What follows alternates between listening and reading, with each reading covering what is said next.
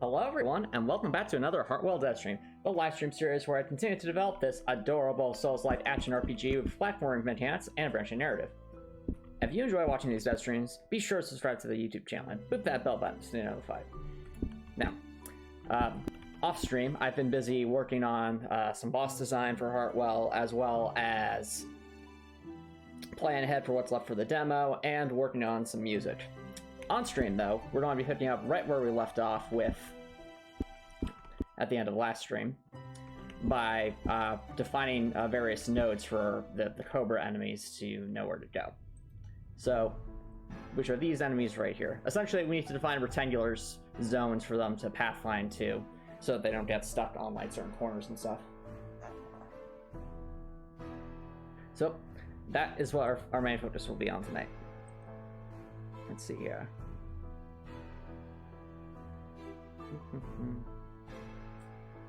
Hello, Copper Nicholson. Thanks for dropping by. How's it going? Welcome, welcome.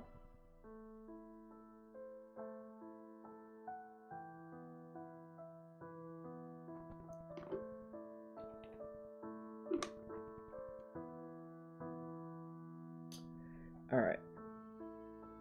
We need this area here, which I think is over. I think that's around. I think it's that one. 2223, 1937. Yeah, okay, it's this one. So we're just going to define some rectangular zones here. I think 21, 75, 1919.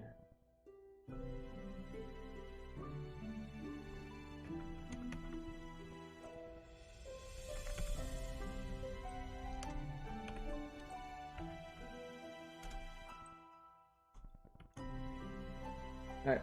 Hello, Antomicx. Thanks for dropping by. Alright, how's it going? I don't know, Copper Nicholson. I mean, it is a Thursday night, which is, you know, usually a pretty popular night to go to the gym. Are you doing some exercise?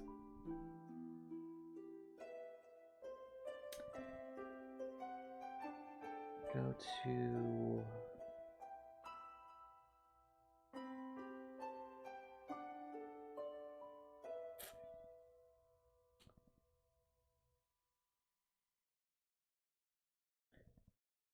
I think that'll make sense, yeah. We'll say...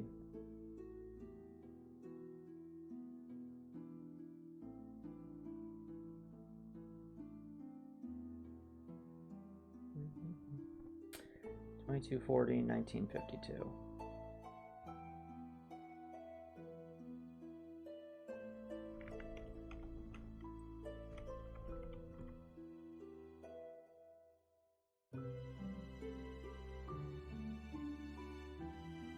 Oh, you're doing some cardio. That's good.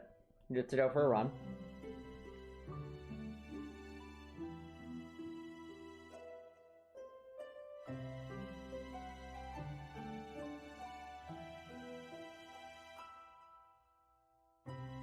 Alright, next zone. We'll start with the same Y coordinate, but the X coordinate might be a little bit different. Well, actually, it will be a little bit different.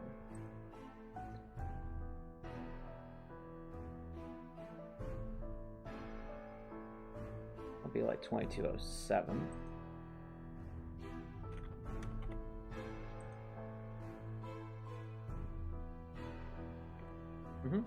Oh yeah, I'd say going to the gym is a very solid investment for sure. Important to stay healthy. Alright, for the next zone though, I think...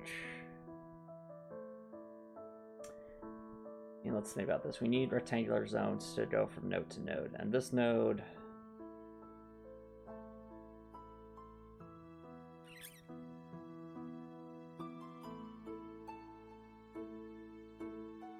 probably around here.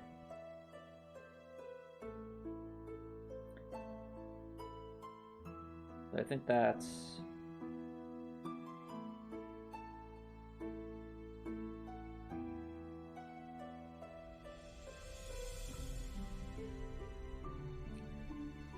$2272, 1985.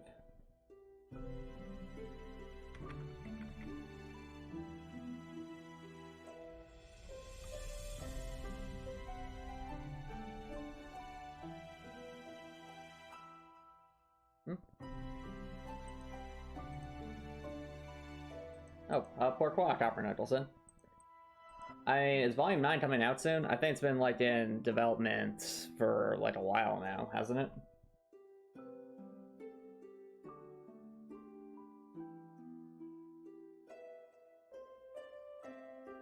And for this one, we'll want that over here.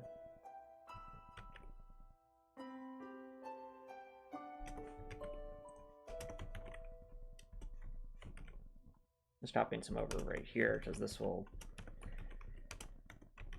have some more zones to define.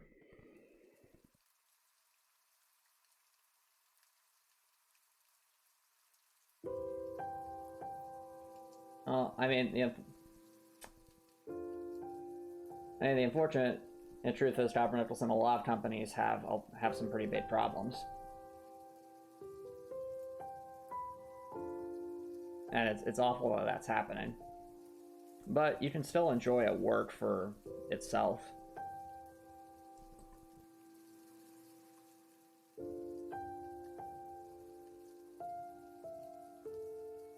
Depends on your opinion, Copper Nicholson. I mean, I haven't seen Volume 9, so I can't really comment on that, but I've at least generally enjoyed the writing of Volume 7 and Volume 8 for the most part. But then I know how that not everyone shares that opinion. That, you know, you're perfectly entitled to your opinion. 2401, 1855.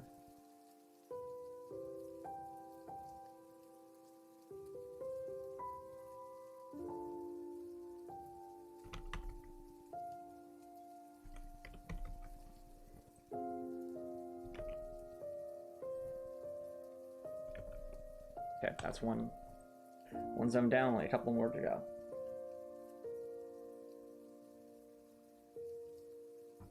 Let's know it's 1774 to 2175. Okay, let's figure out where that is. 1774. Okay, it's not that one.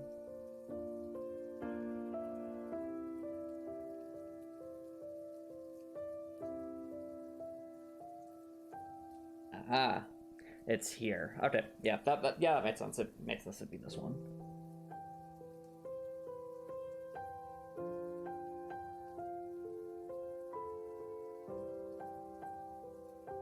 Well, I mean, the earlier stuff in RWBY was most certainly flawed from a world building perspective because they weren't thinking on a grand scale at that point in time. So very much a lot of the later seasons, not later seasons, later volumes of RWBY were about trying to get the story to a place where they could have like a long-term something. So that's not what you get when you start out with something that isn't thinking about that in the long run.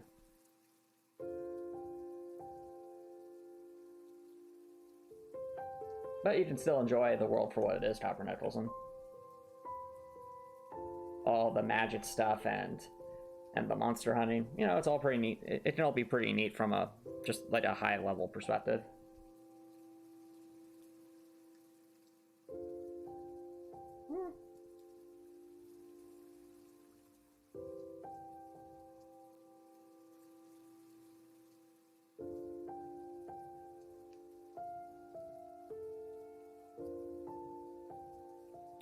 Alright, so let's see here.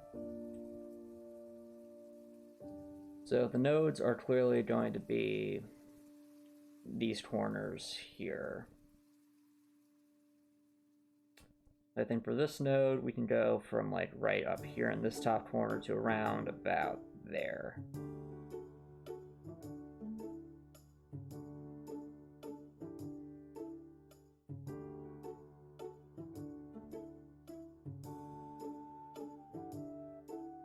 $17.26, $21.60.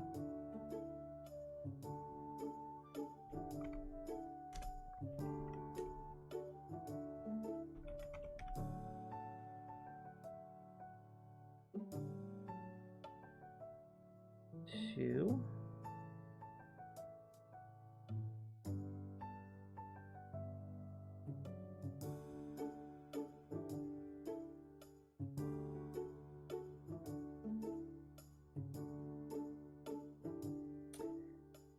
$17.91, $22.56.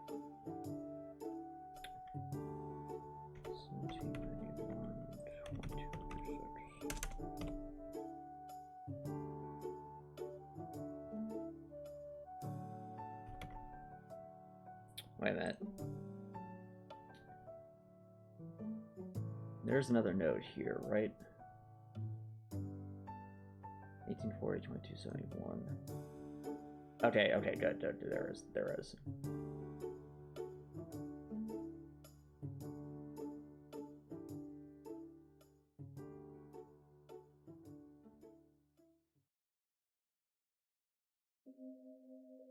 Where are we here then? 1824, 2288.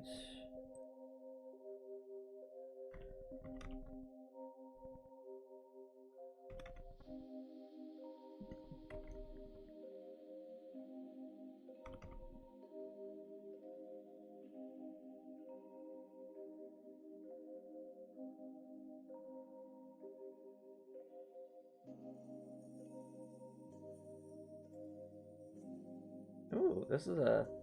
Have we heard this song before? I don't think we have. Let me favorite that real quick. 1 second, chat. Be right back.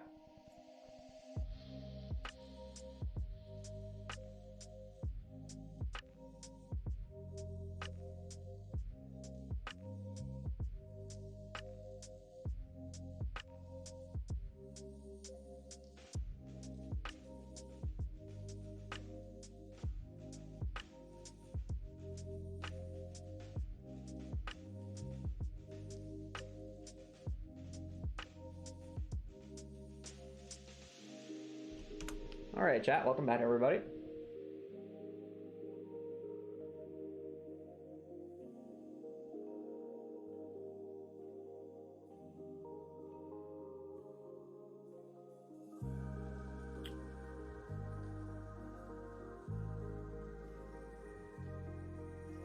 $22.56, $17.59.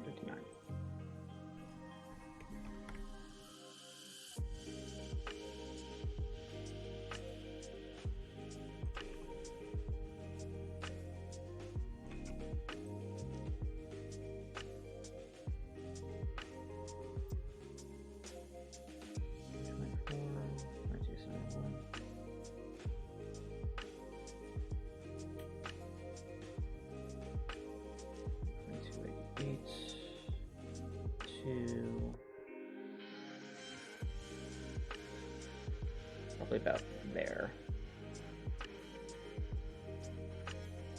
1855, 2191.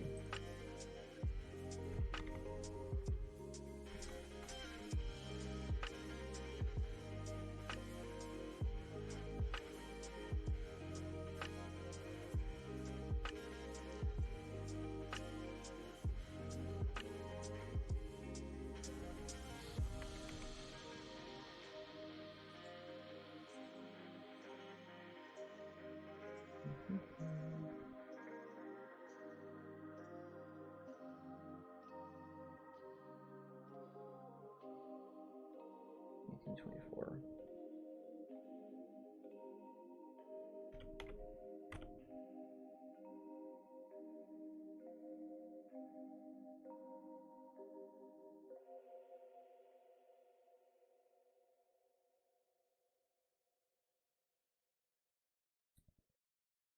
$18.88, $21.59.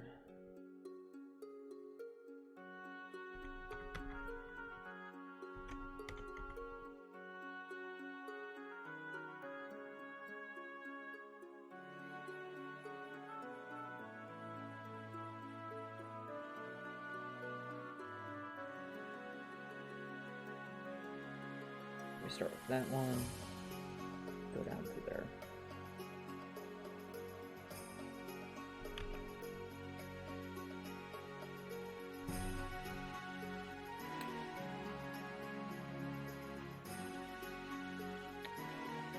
Alrighty.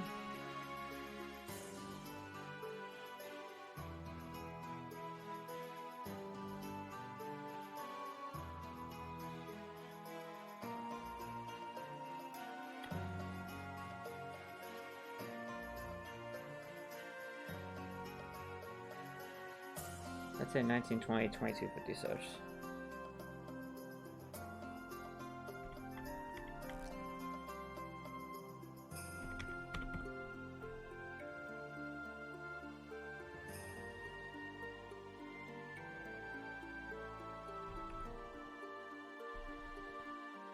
This one will be 2256, 1888, since we already know that from the last section. As we'll go 2288 from the Y direction, and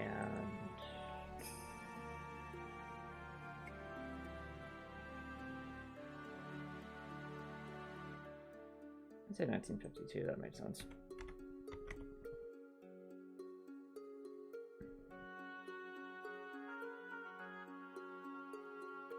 Yep, 1952. All right.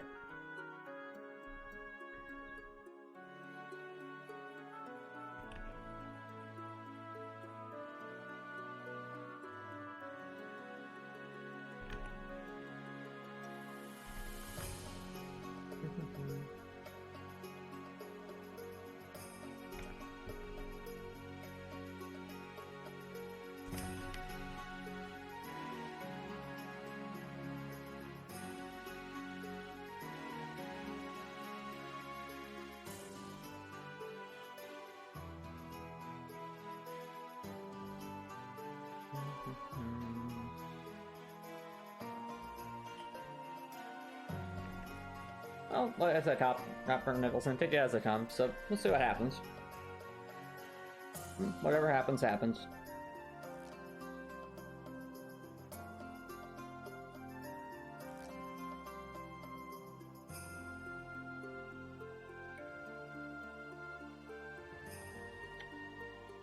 $1984, $21.59.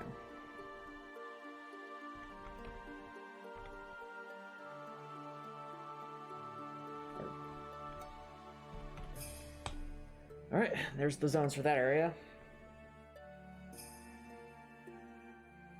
Next up, 3005. I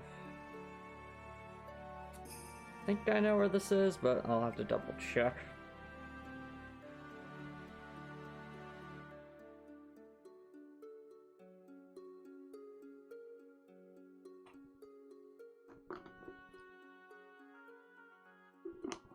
Well, you'd be surprised how long fandoms can endure, Copper Nicholson. Like, for you want an example, there are still people to this day who play some of the older Call of Duty games and will stick with it no matter what. And that's perfectly fine, if that's what they prefer. Though I would agree that if the main source of a fandom isn't there, then it's likely to not, to at least lose its following over time just because there isn't main content to sustain it.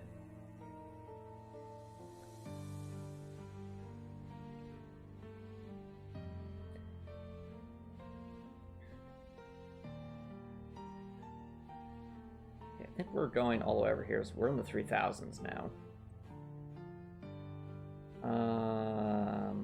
Oh, I think I know where it is. 3005, 1391. Yep. Alright, we're here now. Now we're on the right side of this section of the dungeon.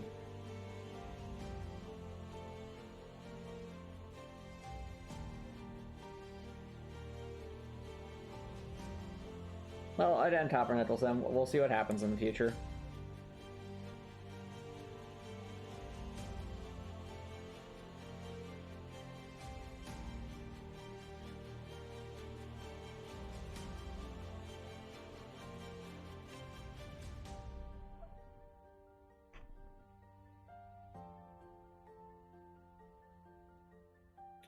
$183, 41, 72. Okay, I think we're starting from right to left here.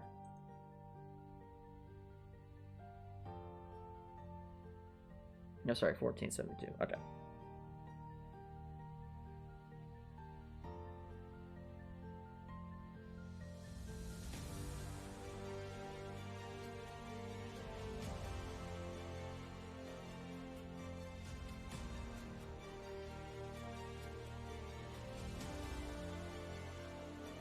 3167, 1454.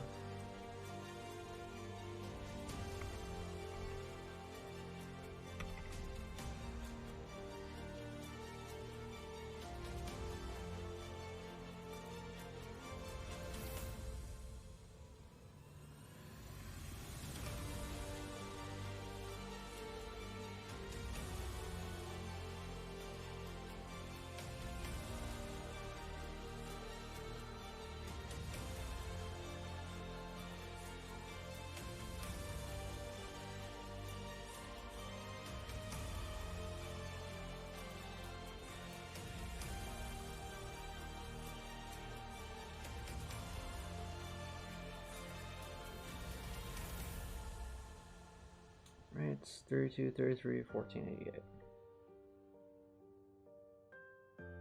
233, 1488.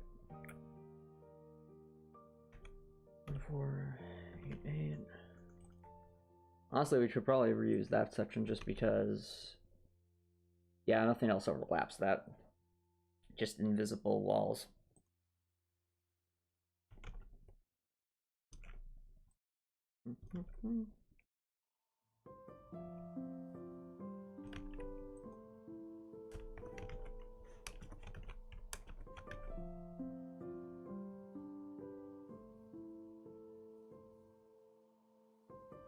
I have not seen Mobius, Topper Nicholson. Sorry, not Mobius. I've not seen Morbius, and I have no intention to.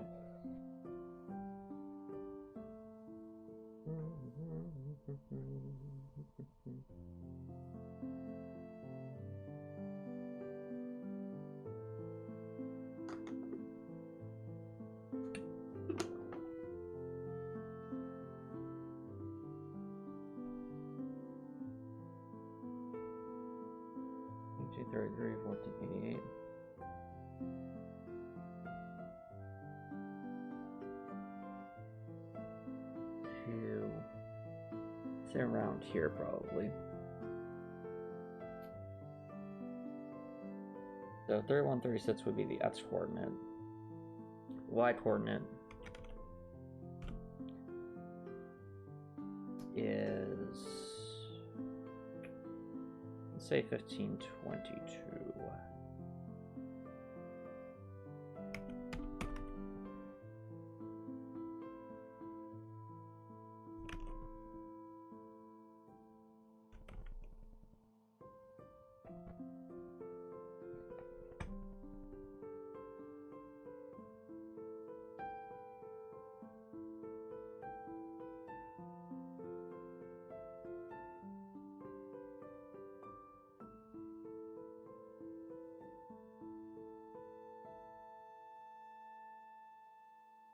Yeah, so it's 1391.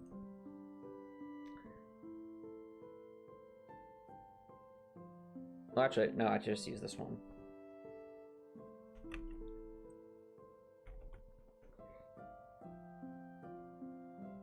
There we go.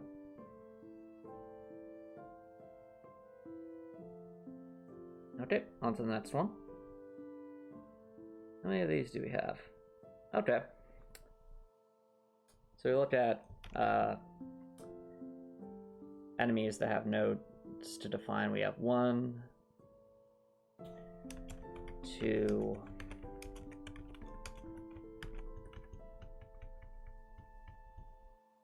well, when I say nodes, I mean multiple nodes to define. 3,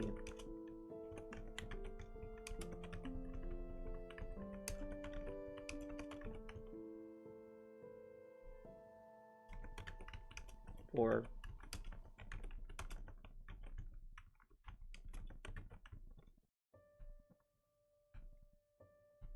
5. Okay, not too bad.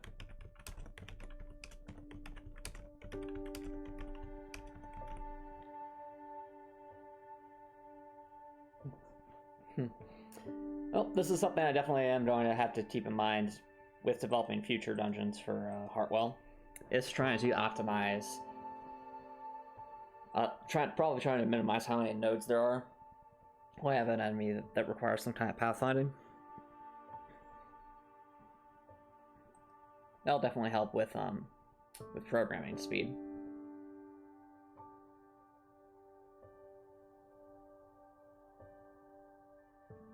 The Heartwell place.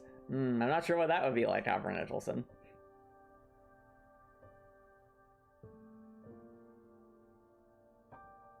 Just an unfinished doodle document. Oh no.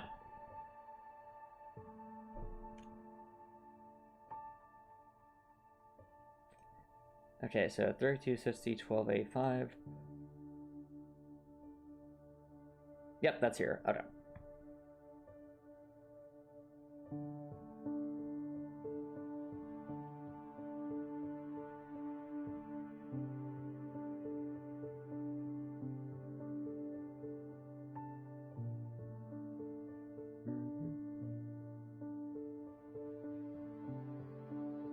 In terms of where these nodes are, I think there's one there, one here, and one down here. 3280, 1456. Yeah, that's this one right here.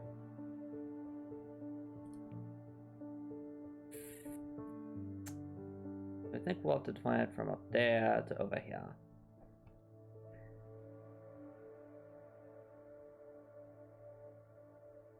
We'll say the ETS is that 3260 that we got before.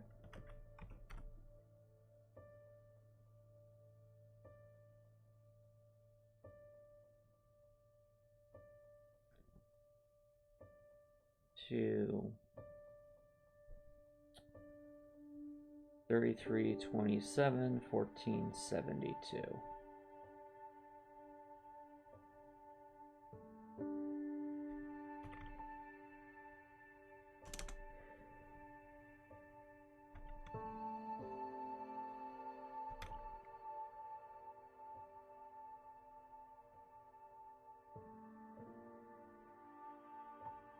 $13.74. Okay.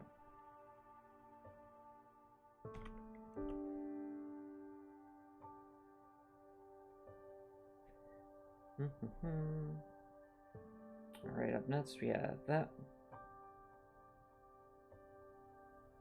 So I'll share the y coordinate, so 1285.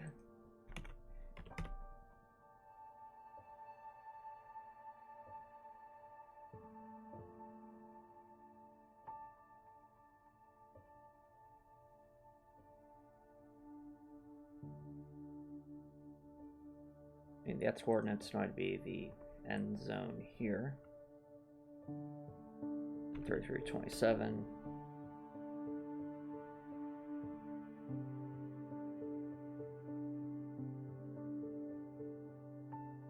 Okay.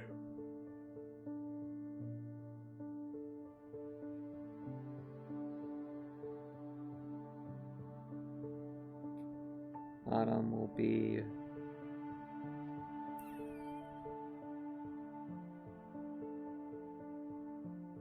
3360, 1536.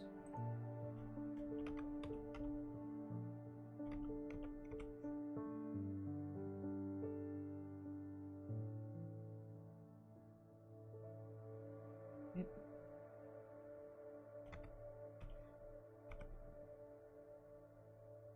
$32.60, 1536. 3403. You know, so it's why can I? Now you might be saying, why can I do that? Say that confidently, because I know that's the edges of the zone I defined, and 3 of the 4 coordinates would have been on the edges here.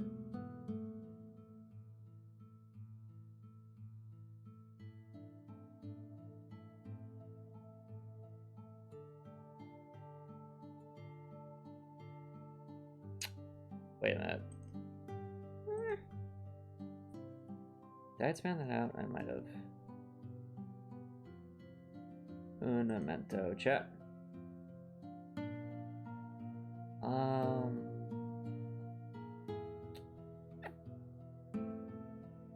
Yeah, the 32 set C is still valid.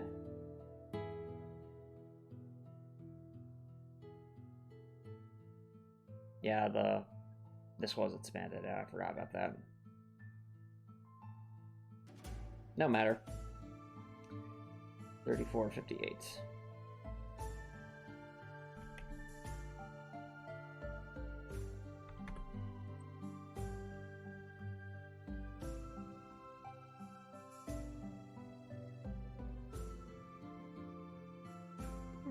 I mean, Copper Nicholson, if you're hungry, just go get some food, dude.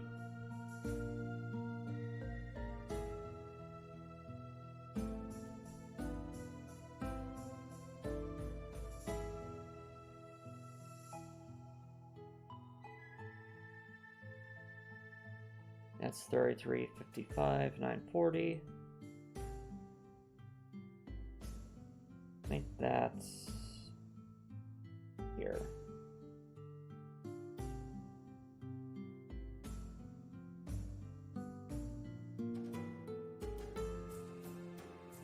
Yeah, okay, it's this upper section right here.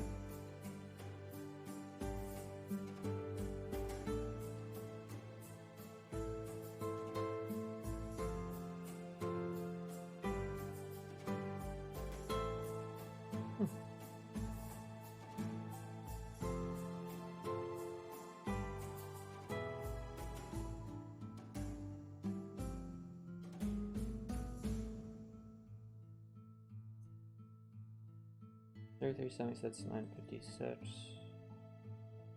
Okay, it's around here. So 1, 2, 3, 4. Okay.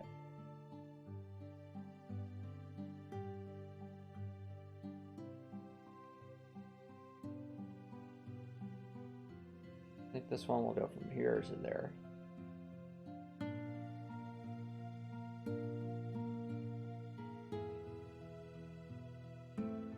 $33.55. 1,011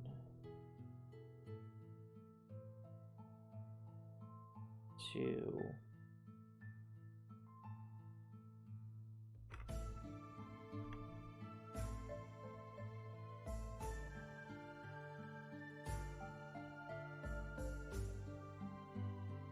yeah, about there. 34.24.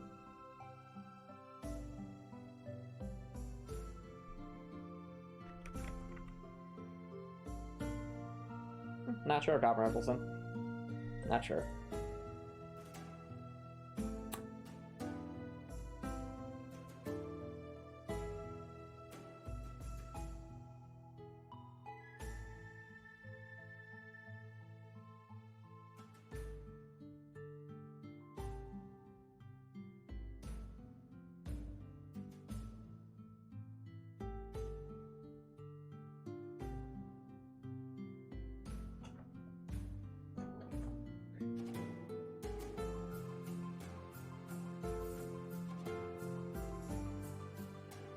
I think that's it. 34.56, 976.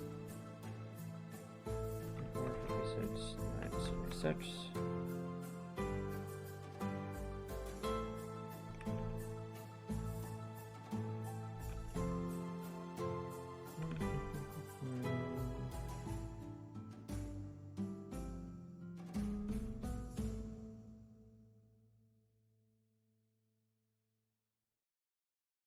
I haven't seen that yet, Copper Nicholson, since I don't think it's come out yet.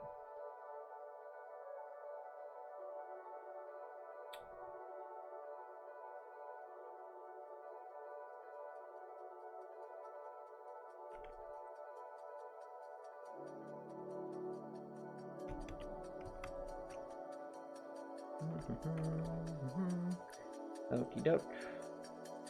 That goes there.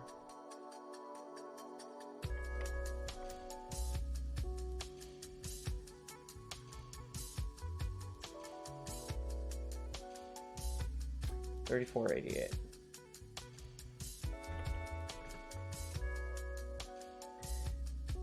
And with that, I think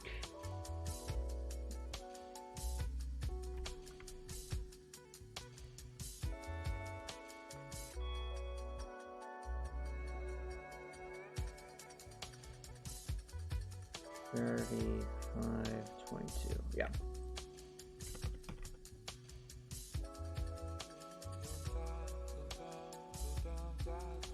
Yep. That's another section done, everyone.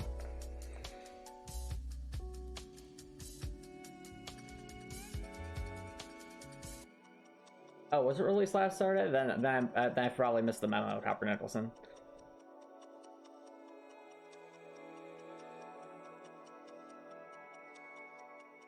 So I haven't watched it yet, Copper Nicholson, so I don't know what happens.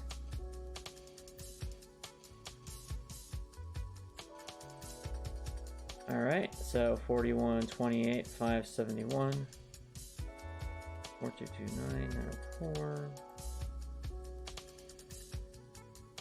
So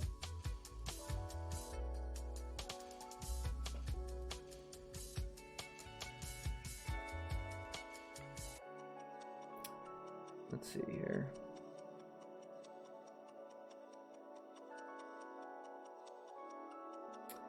$41, 28, 571. I think I know where that is. It's probably around here somewhere.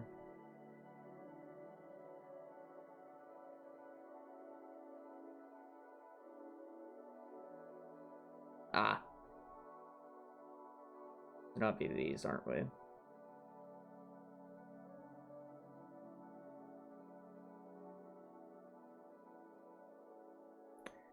Okay, so this is the rightmost path here.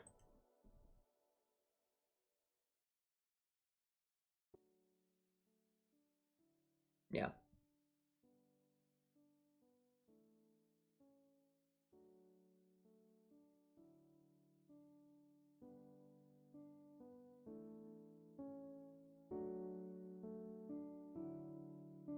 Okay.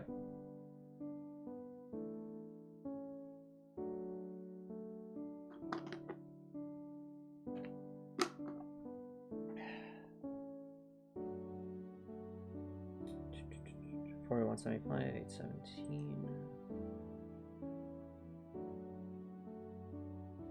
Okay, that's way, way, way down here.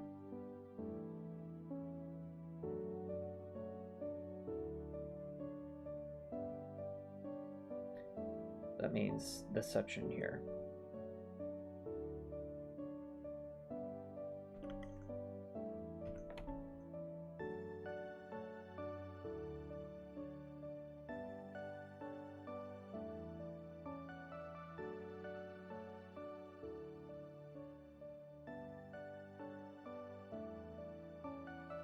$800. Okay.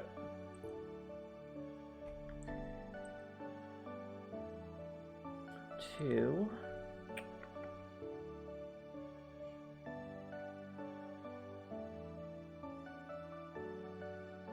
And it will be the lower edge, so something 904.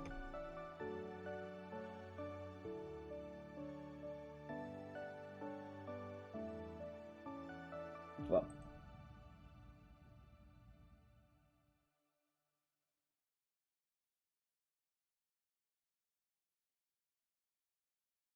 $41.92.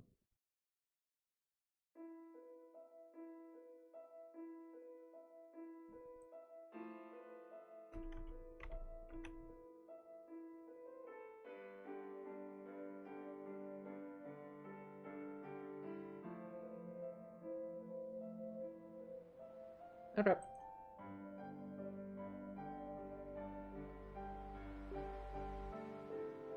Are you on pace to get to 1 mile, Copper Nicholson? Well, with your run, I mean.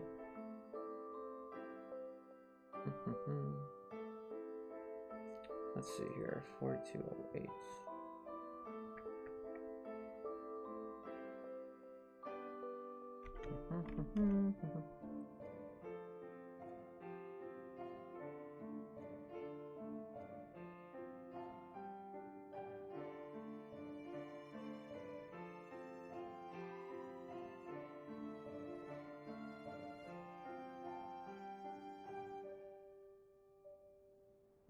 $833, I want to say. Or 832 should do.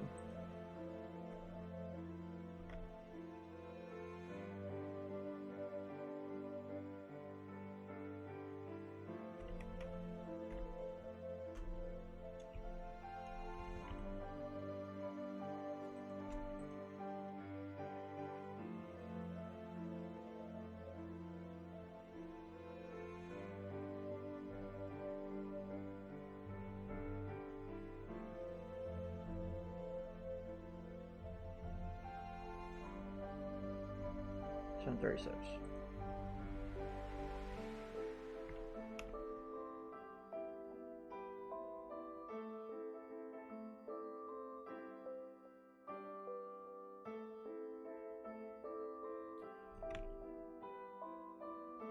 Alright, makes sense. That makes sense, Copper Nicholson. Makes sense.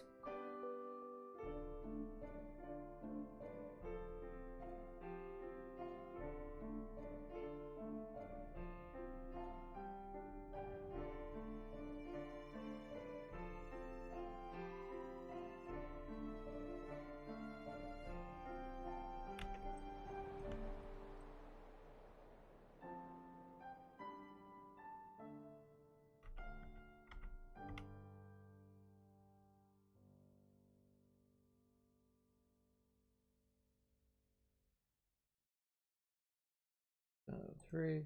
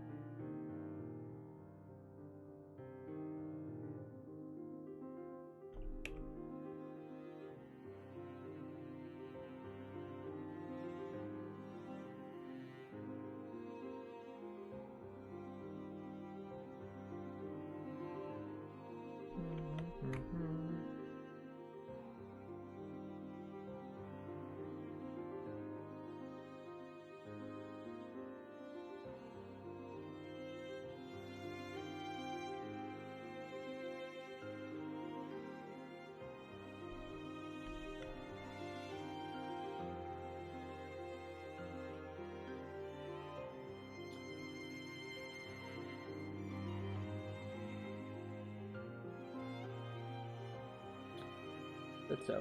Okay. 8.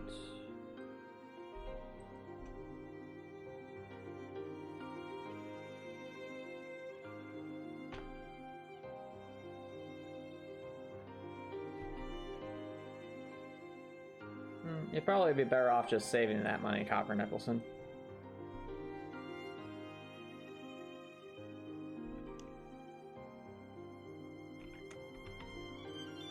$21.28, 608.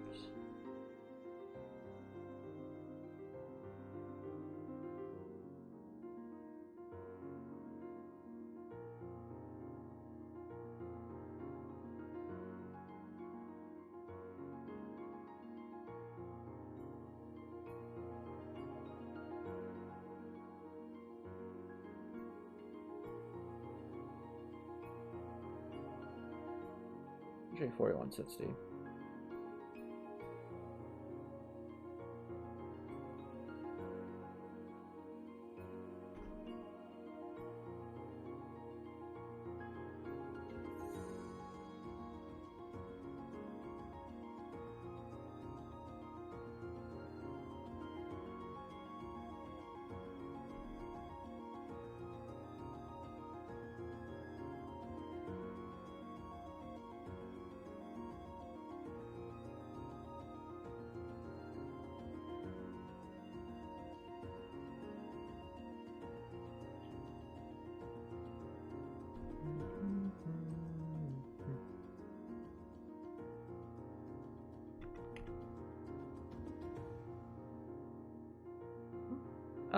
I think I saw Big the Cat in that new show.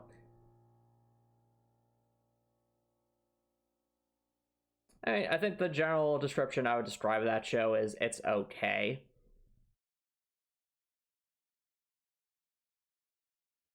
It's not the worst like Sonic content I've ever seen, but it's certainly not the most engaging either. It's just kind of there. Yeah, just okay.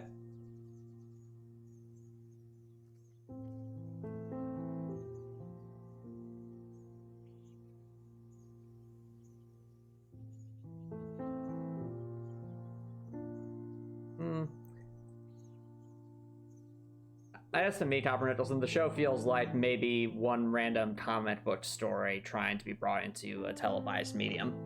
And you know, if you look at it from that perspective, it should be considered all right.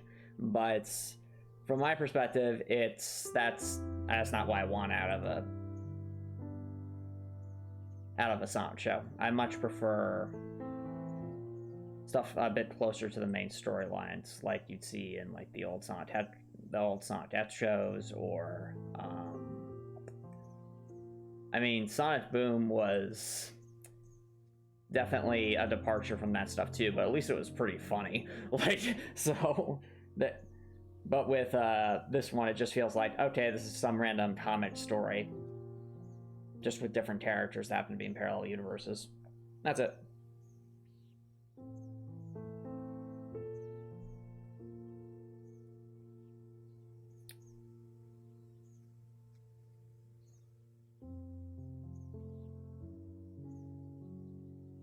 Okay, where's this one? Okay, this one I think is just right next to the other one, 3992.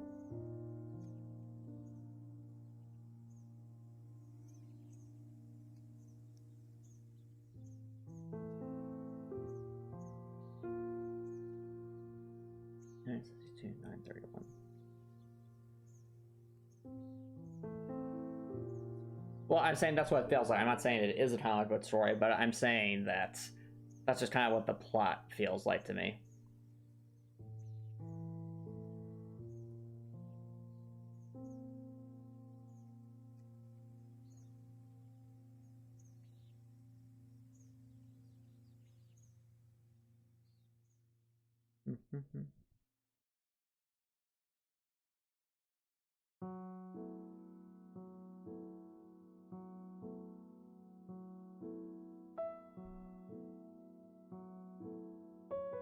All right. Let's see here.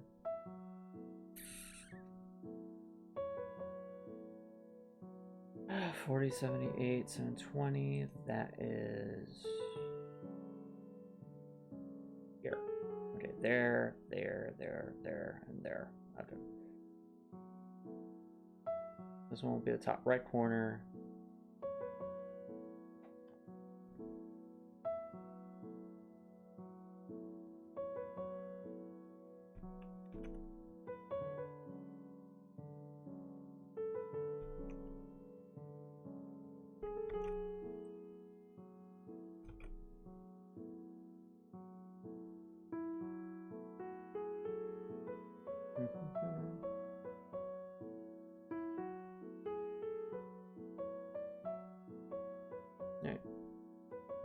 Oh, Copper, here's a question for you. How familiar are you with like music composition, or have you used any instruments before, or like sung before, or anything like that?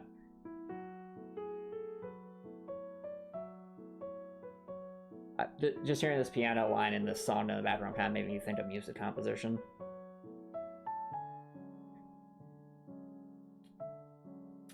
$40, $64, $736.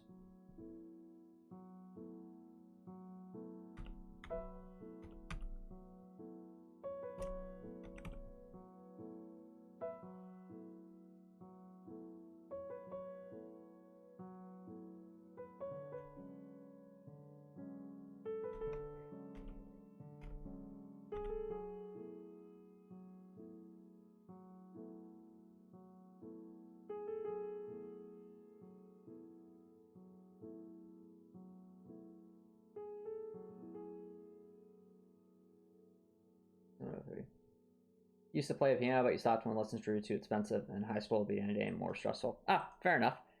All right. So when you say you used to play piano, do you mean like besides natural music, or like artificially constructed music is superior? Depends on your taste, Dr. Nettleson. Depends on your taste. But okay, so you at least play the piano. So when you say you play the piano, Dr. Nettleson, how far did you get into playing the piano? Did you like do a bunch of different chords and challenging songs, or was it more so you could play like some of the simpler songs that you start out with when you're playing with any instrument? Like, how far into like composition do you remember getting? Because when I'm composing music for Heartwell, for example, I'm always using. You think you can do courses or okay? You know where C is. All right, that's something. The reason I bring it up is because whenever I'm composing music for Heartwell, I'm always like there's a bunch of stuff on screen in the Cakewalk Music Studio, but one of the things I always have on screen is a piano roll, because that, for me, is the easiest way to visualize where different notes are and how to keep track of chords and scales and things like that.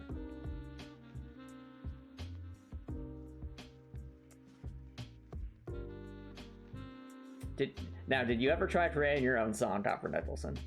Just out of curiosity. 4031 800. Okay.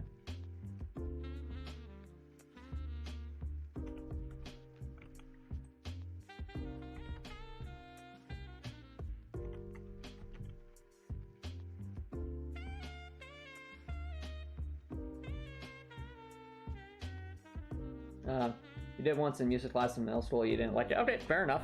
It's not for everyone. And I'll admit, I still have a lot to learn with music composition. I mean, a lot to learn. But it has also been, I've also found it very engaging, especially for Heartwell, because it's like, I can see, it makes me think back to all those Flash games I used to play as a kid, and how some of them would have like these really epic sounding music created by like these really young composers who felt very inspired and were just kind of getting their feet wet, and it was like really cool to see all the passion they poured into what they were making. I'm sorry to hear you don't like art, Copper Nicholson. I mean, if you don't like art, I'm surprised you're even watching a stream like this, because there's quite a bit of art involved with this.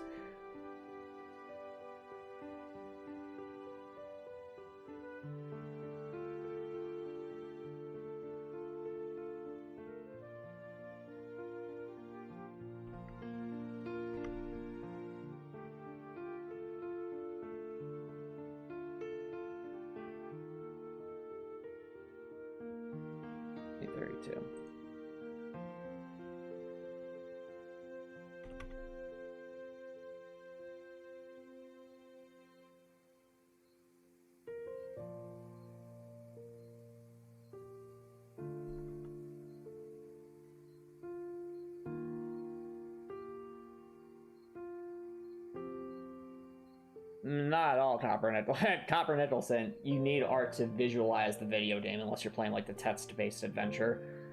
So like all this is pixel art. So this is most certainly art. I've had to draw like character portraits and stuff as well. That's art. I'm not the best artist, not even close, but I need to at least know enough about pixel art to make it understandable to the human eye.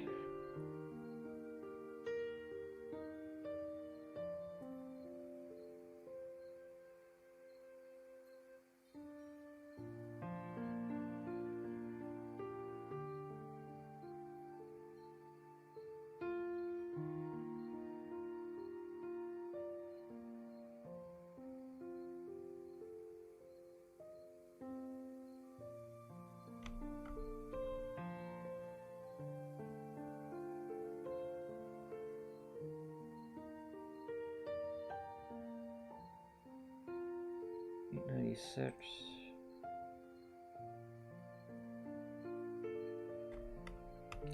At the outer edge, it is not. Okay.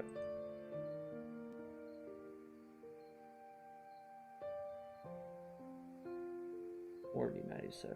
Okay.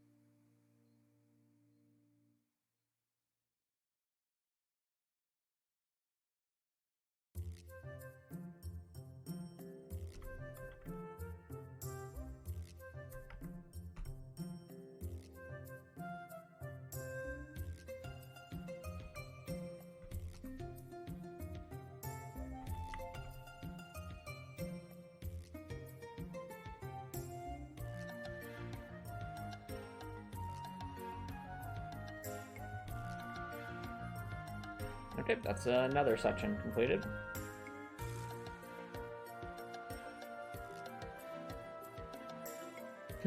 Oh, Copper Nicholson, that is never gonna happen. I'm telling you right now, bud, never gonna happen.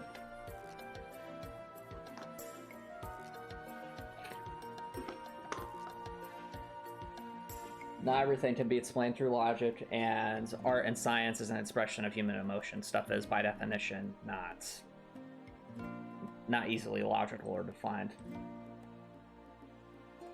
Well, Copper Nicholson, I'm sure that math and science will play a bigger role in human life as life goes on, but you're never going to get rid of art. Or just thinking, or creative thinking. That's just part of the human condition.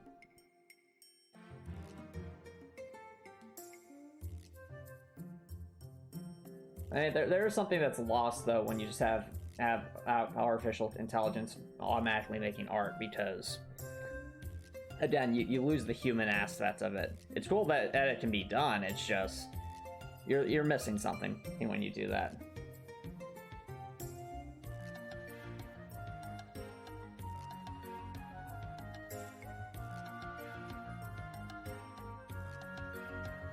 No, I mean, I can certainly see the value of having AI generated art and other stuff, just you know, as like experimental stuff or functional stuff. But you really gotta keep it to its own category. You don't want that to be at the expense of human creativity, because otherwise, then we all just become people who aren't as creative, and that's not a good thing. I think creative thinking and creative expression is extremely important to the health of any human society. And without it, we fall apart pretty quickly, I think. Alright, this last one, I'm pretty sure it's going to be right over here. It's this segment right here. So we're going to start in the bottom right and work our way to the top left. Alright, chat, I think this will be a good spot to take our first break, so don't go anywhere, guys. I will be right back.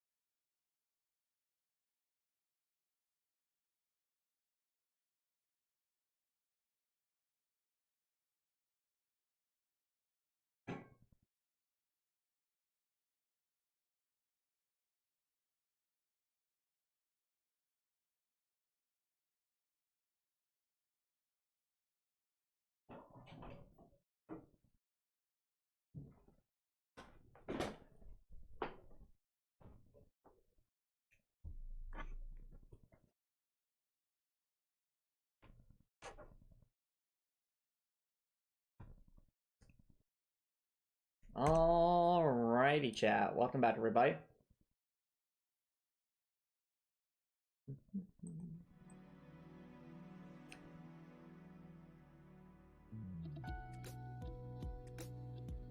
Let's see here.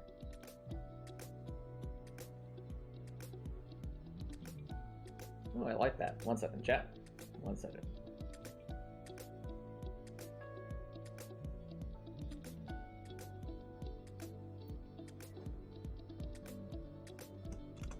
All right.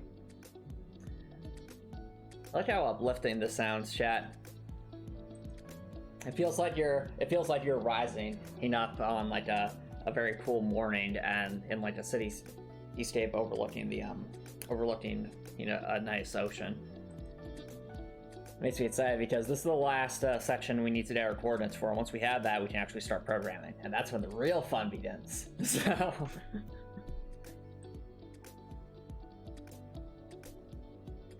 Alright, so we have 6 nodes. 3356, 834. Yeah, I think there's a node at each one of these points, and there's a node there and a node up there. For this node, I think the easiest way of setting that it will be in rectangles like this.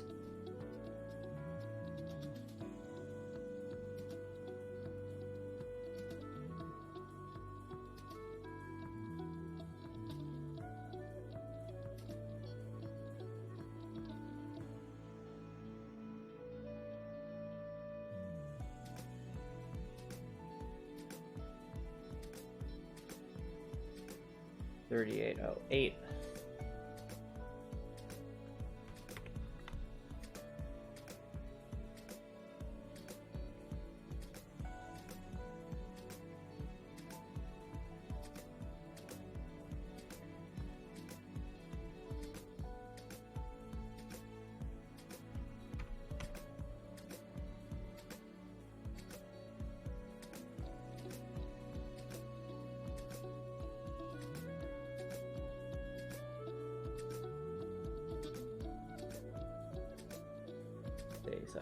Yeah, I really love listening to music that's like this sort of ambient, upbeat kind of style. Very, very, very uplifting and energizing, I think, too.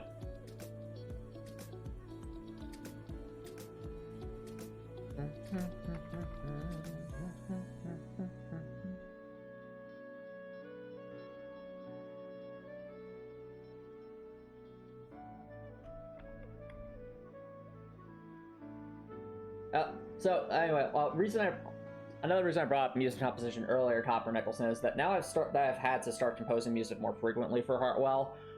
It's changed the way I listen to music, and let me know if you understand where I'm coming from this Copper Nicholson. Like when I'm composing music, I need to a couple things I need to keep in mind is making sure that there are different.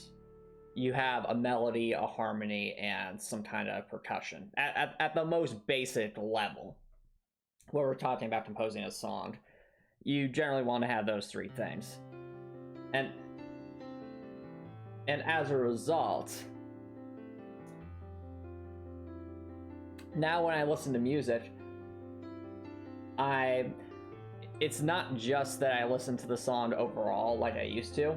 I actually try to hone in on specific instruments to try and see what the patterns are like. So like sometimes I go back to some of the old like orchestral pieces I liked listening to when I was younger, stuff that was made by various Flash game composers, and I listen very carefully to like their drum lines and their like the harmonies in the background, not the melody, because the melody's easy to listen to, but like what's underlying it, is to try and get a sense of, okay, how might I replicate that kind of emotion or feeling when I'm composing music, you know? And like, okay, so this song makes me feel this way. What's the bass line sound like? What's the drum line sound like? What kind of beat are they going for? Oh wait, this is a really aggressive sounding song, so the drum line's moving at a pretty rapid rate.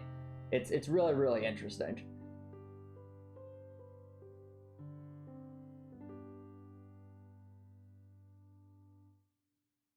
Oh yeah, writing can be a very similar thing. Like when you've written a lot and read a lot of different stories, it becomes much easier to predict where stories are going and to pick up on various writing principles and themes and symbolism and stuff like that.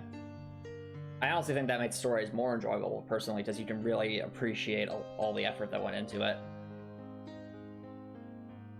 And a lot of the subtle nuances that you might miss as like the casual reader or a casual writer. Yeah, foreshadowing, that's a big one. But, I mean, at the end of the day, I think the most fun parts of writing come from like characterization and themes. And themes mean like the main messages of different stories and what characters represent and things like that. Symbolism.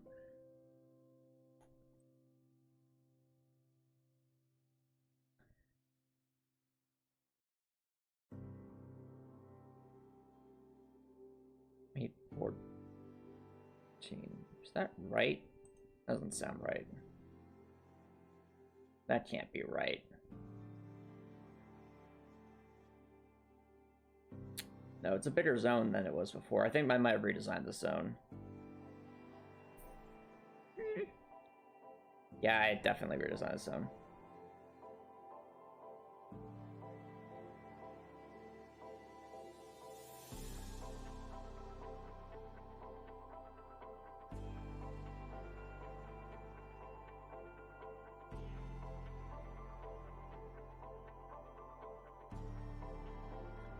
35, 50, 6, 23.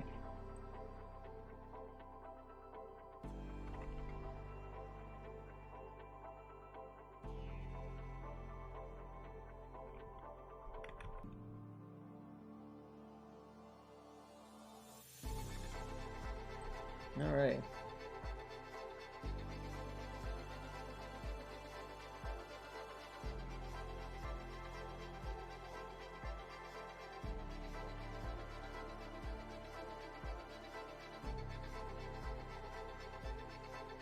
Right, 623.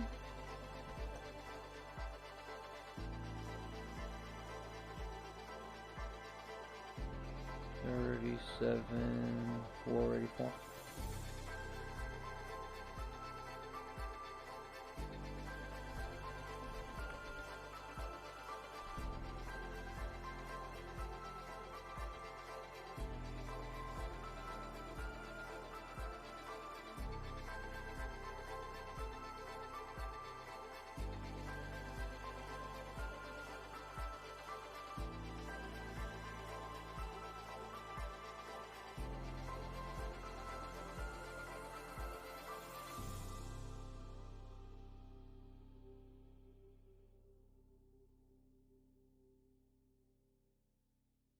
$36, $80.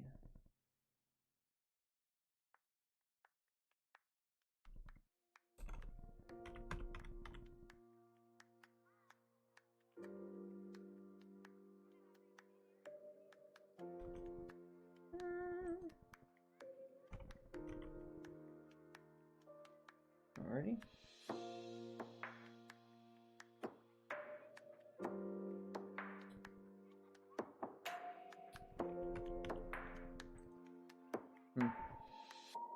Oh, well, like how I'm trying to rely on music. I mean, so the reason I'm trying to rely on myself now to make my own music isn't so much that I don't mind, like I don't mind commissioning music from others. I've actually done that before, ever. And it's usually worked out pretty well because you have to find a talented composer who's willing to work with you. But with me though, I'm developing Heartwell from the perspective of it's being made by one person, and when I am in control of this, the songs as well, it means I also have I'm really expressing myself through the music as well. So that part of me as a creator is also being expressed. And that's one of the fascinating things I find about games that are made completely by one person, like Undertale or Stardew Valley, is they're very, very reflective of their creator. Hey, Spudkip, thanks for dropping in by. How's it doing? One Piece Odyssey release day pod. Hey, nice. Is that the new One Piece movie, or is that a new season of One Piece?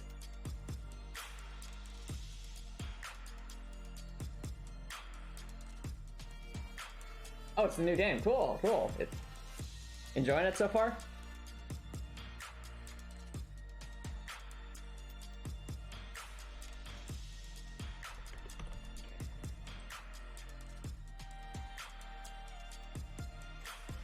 As for what we're doing, well, we're in the final phases of getting some coordinates defined for some pathfinding of Cobra enemies. So like the enemies that slither around through various areas. And if we can get that all set up properly, then we just finished the tutorial. It's pretty fun. You're not expecting too much from it. You're just happy to have more One Piece. Fair enough, fair enough. Glad you're enjoying it, Spudtip. Glad you're enjoying it.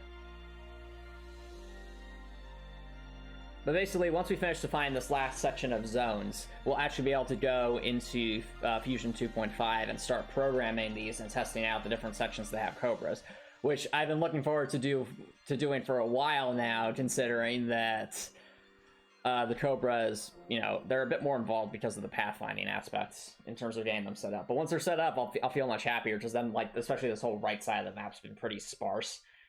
We'll be able to start populating things and really testing out different sections. It'll be really, really cool to see.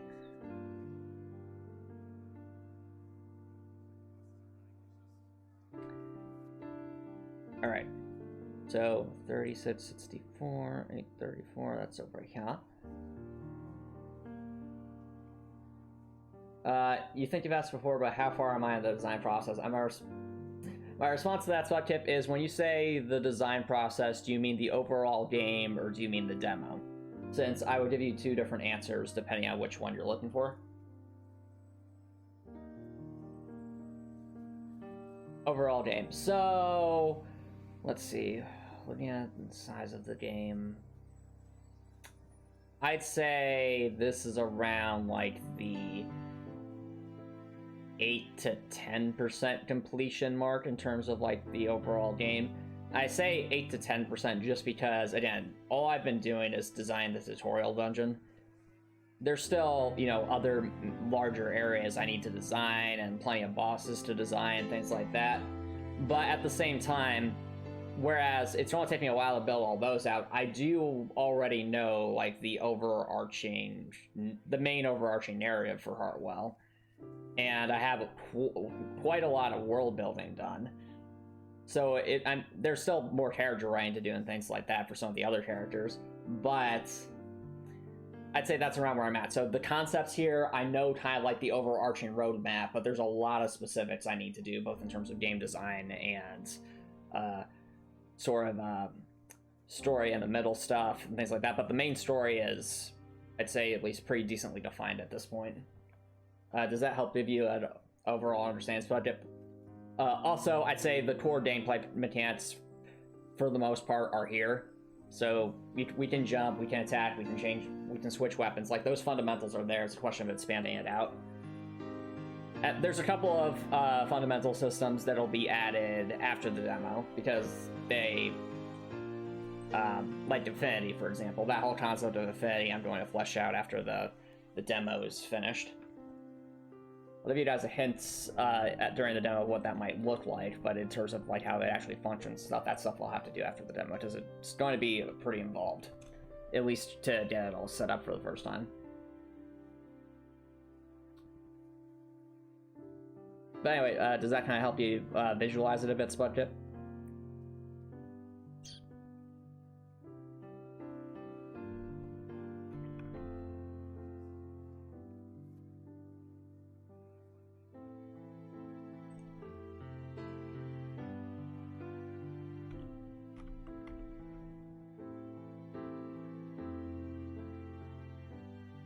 You're saying my Toa voice sounds a lot like Jan from The Good Place? Does it? I don't know. I always think of my Toa voice as sounding really sweet, whereas Janet, I mean, Janet sounds sweet, but she's also very robotic sounding, whereas Toa really isn't.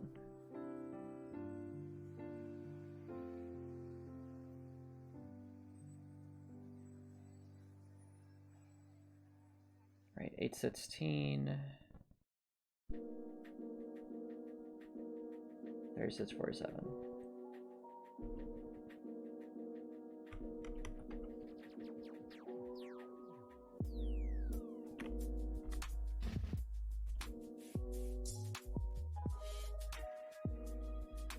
Okie doke. I've never once thought that Copper Nicholson. That was adorable. She's not robotic.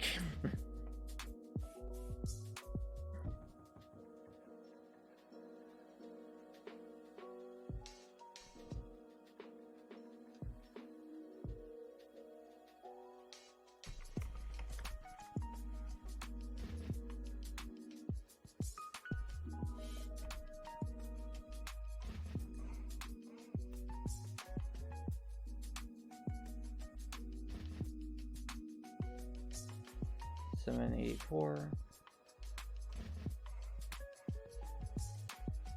And the outer edge.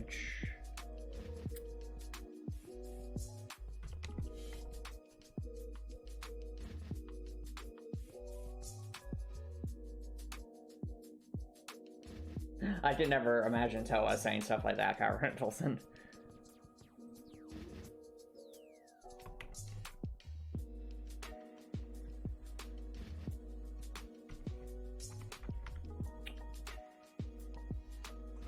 Okay.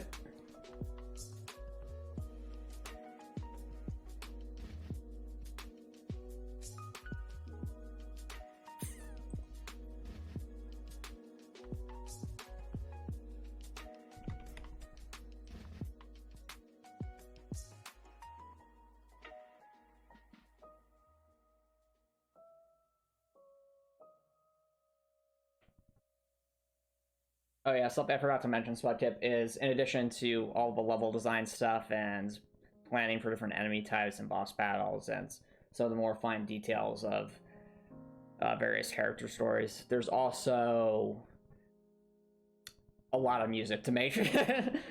like for the full game to have the breadth of a soundtrack that I want, it will take quite a bit of time to get that all set up too.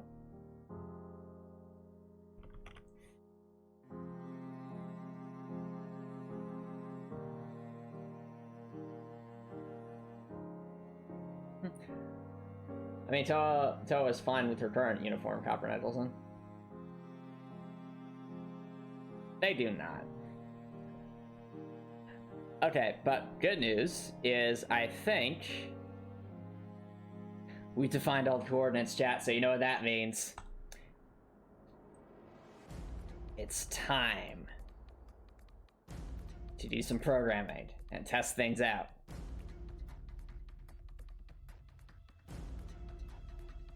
So we'll start with the first one over here.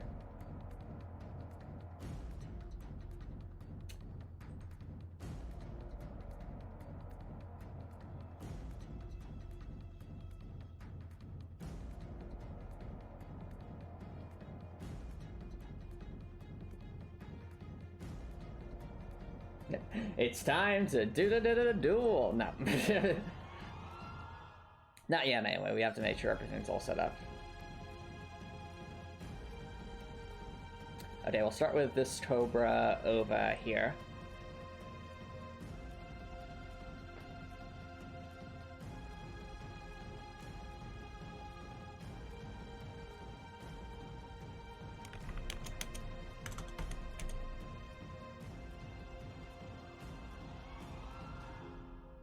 Okie doke. Whew, this is going to be a process.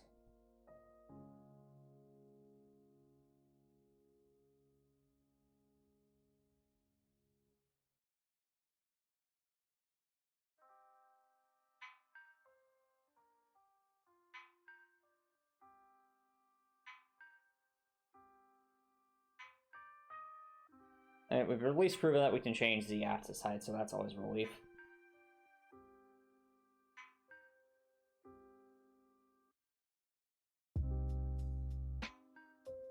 I write notes on how to do this.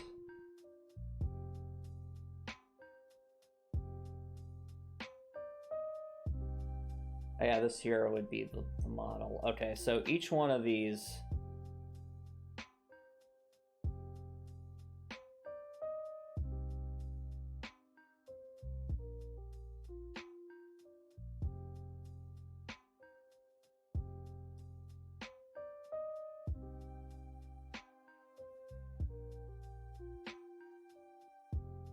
has ways to set different nodes.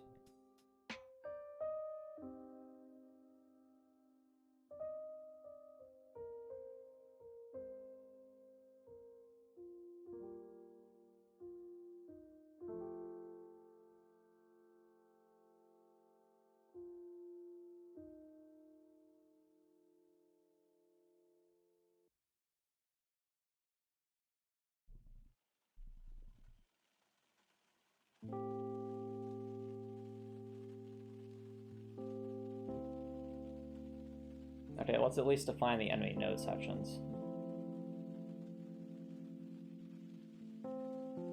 True, Spudtip, true, but we, the player, made sure to choose his love interest. I mean, at least for me, the choice is obvious. It's... I ship Reen and Tewa all the way. All the way, anyway. But you all already knew that. I mean, it's not like that I don't make it super obvious during all of the streams.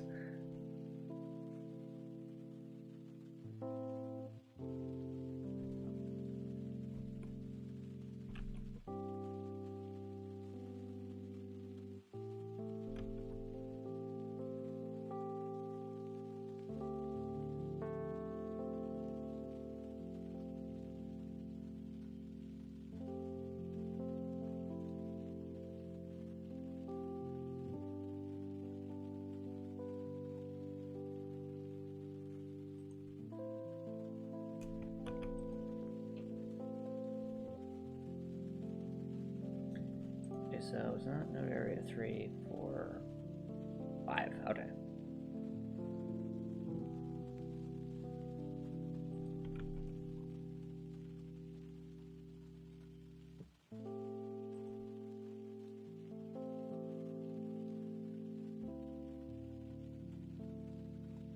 Then 8.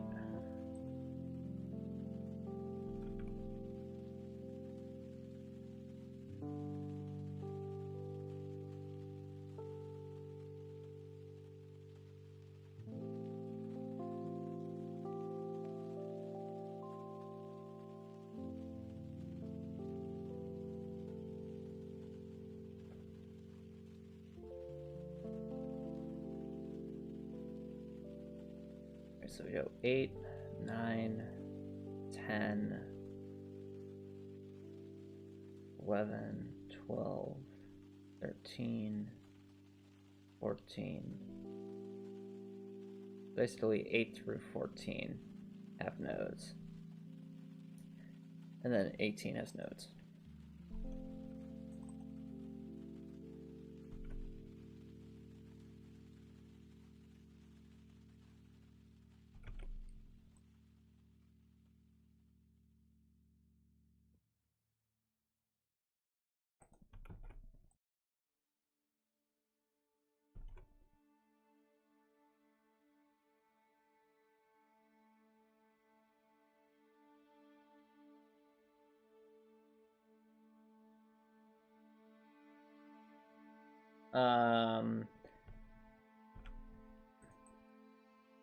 So, as opposed to what, Copper Nicholson?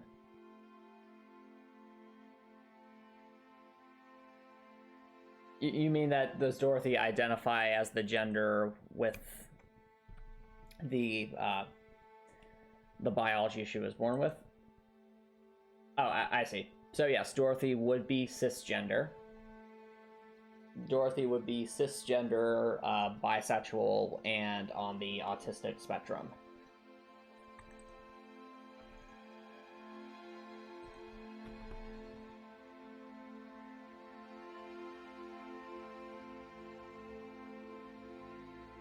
And Copper Nicholson, one of the characters in the main game, not the demo, because this is for later in the game, but one of the characters in the main game is transgender.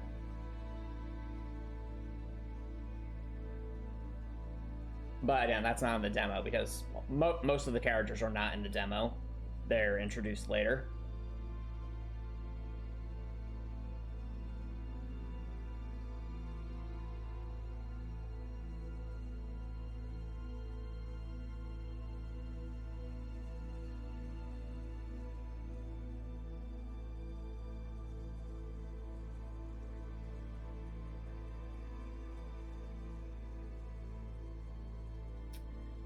Alright, well now we've copied all those over. Let's do some definitions. Start out with the bounds. Area 2 is bounded. I might even want to segment this just to make it easier on myself.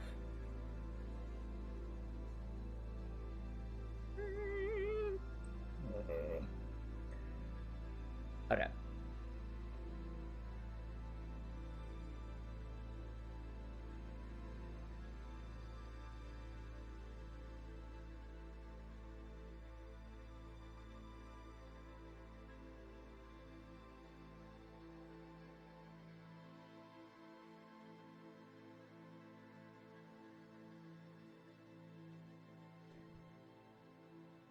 One 67.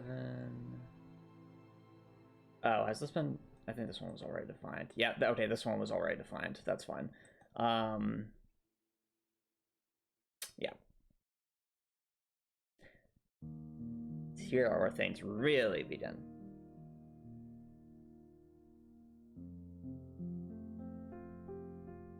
Okay, first things first. The zone coordinates.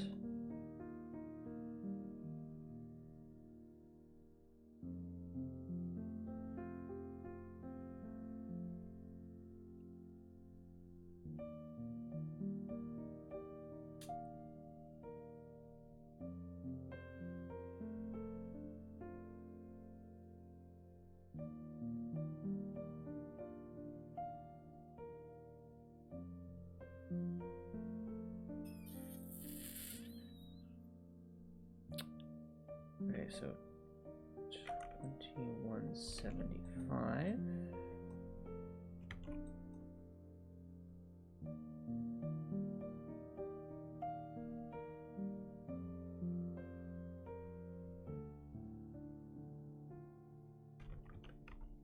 $22.40, 1919,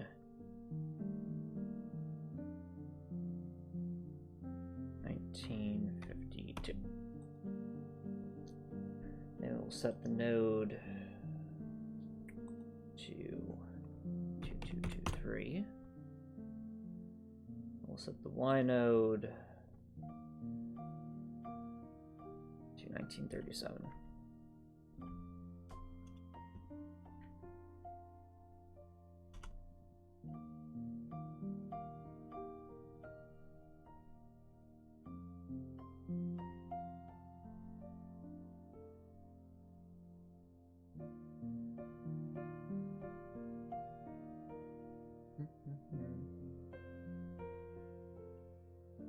Yes, Copper Nicholson, Dorothy Heartwell is bisexual. That's been well established since I started writing the story pretty early. It's a core part of Dorothy's character.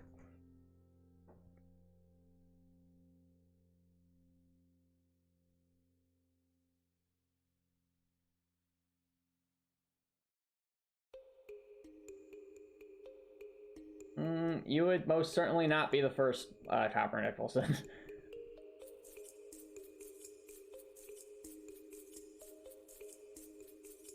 I sincerely doubt that.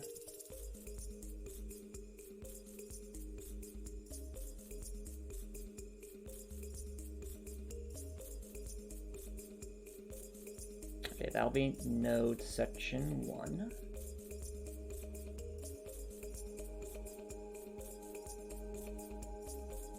I mean, Copper Nicholson, I don't watch that genre of anime, so I can't comment, but I'm guessing just because of how much anime there is, that there's bound to be one somewhere, at least, that's fairly diverse.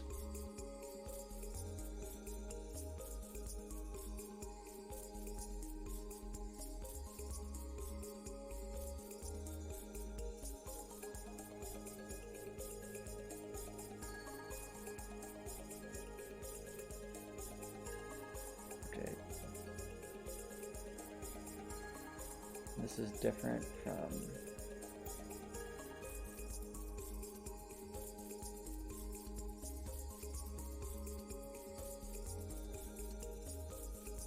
Okay, so it is going to be whatever that is. Understood.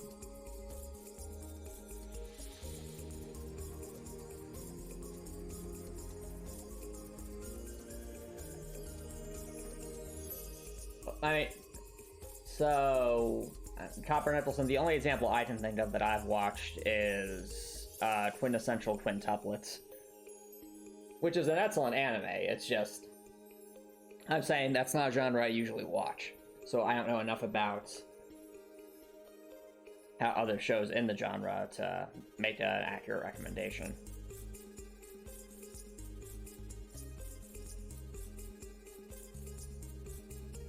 Yeah, but I'm saying Copper Nicholson, that's, at least to my mind, the only one I really am familiar with.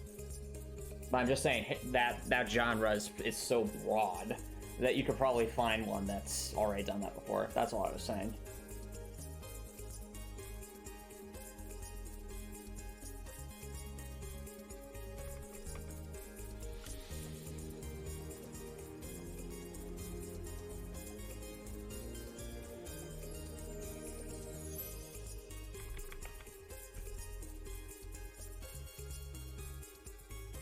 Are these the same? They might be. Yep, they are the same. Okay. Now let's speed this up real quick then.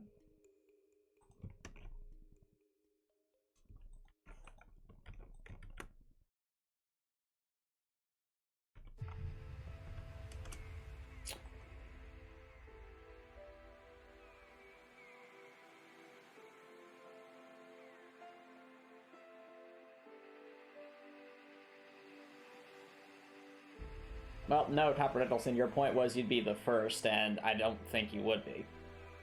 Just saying.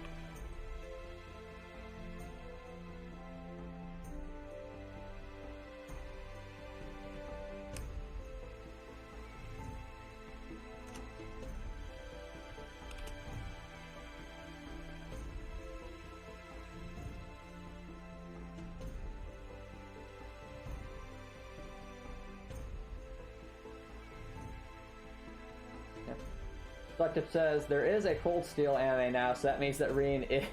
oh, that... You know, fair. There is a Cold Steel anime, but I don't think Reen... Does Reen star in that? I don't think he does. I think it's with a whole new cast of characters. Has the first episode for that released yet, Spudkip, or is it coming later this year?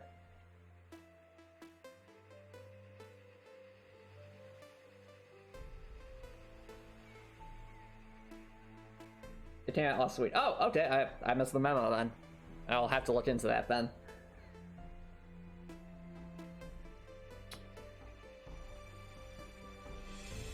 But the real question, Spudkip, is it good? I mean, to be fair, if only one episode's out, you can't really make that determination quite yet.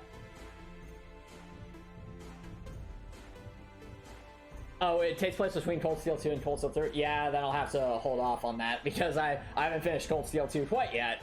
But I mean, I think we're getting close. We're in the final chapter, seemingly. But for all we know, the final chapter could be super long. I don't know.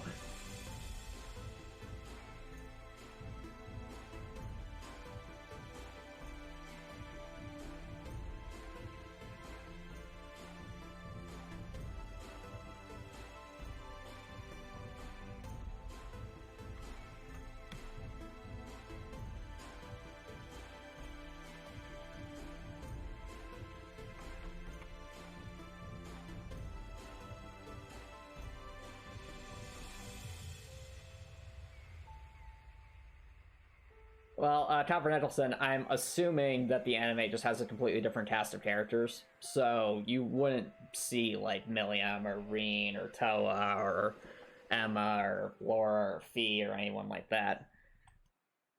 unless they plan to like have them be like guest stars for an episode or something.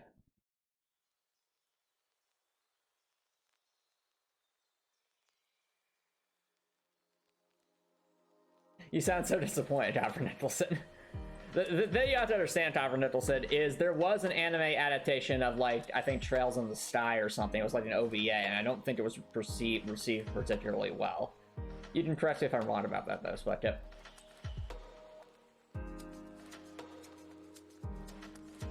You estimate 14 streams? Really? It's that long. Okay. Alright. It must be a really involved finale, then. If it's gonna take 14 streams. That would be like, what, 50 hours?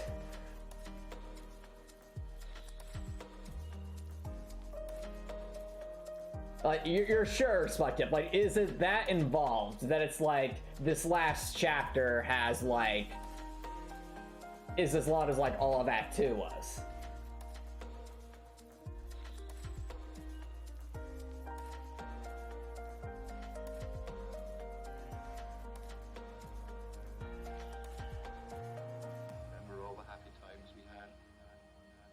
I mean, if it is, that's pretty cool, but I'd just be like, that would definitely be quite different from Cold Steel 1.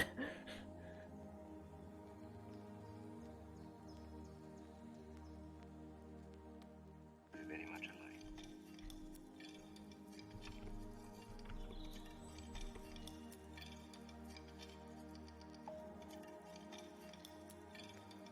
Or were you saying, that's me estimating that all the boss fights taking a stream to grind and get through, which you don't think will happen. Oh, I see. So you're saying worst case scenario, like if every single boss fight is a disaster. That still begs the question. Obviously, never mind. I'm not going to ask. I don't want any spoilers, but I'm just trying to think, like, in my head. I mean, there was a pretty large cast of villains that they set up for Cold Steel 2, so there could be a ton of boss battles. That is a good point. I'm hoping we brought enough consumable items. I mean, I bought a lot, but will we have enough to get through whatever's coming? That remains to be seen.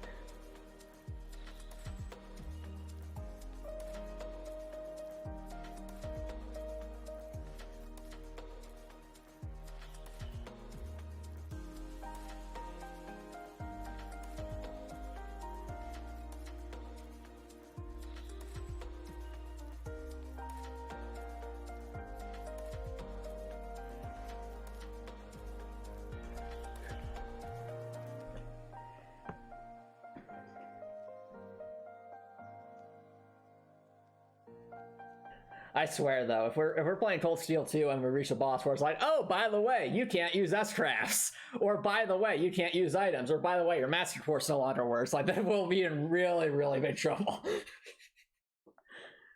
Or like just, oh, by the way, Chrono Burst doesn't exist anymore. There's a lot of the boss battles in the later half of Cold Steel 2 have basically devolved to...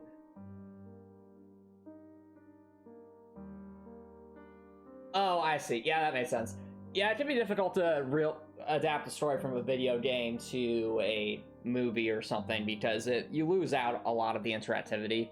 Whereas if it's just built from the ground up to be an anime, then it could stand on its own 2 feet. Which could be cool to see.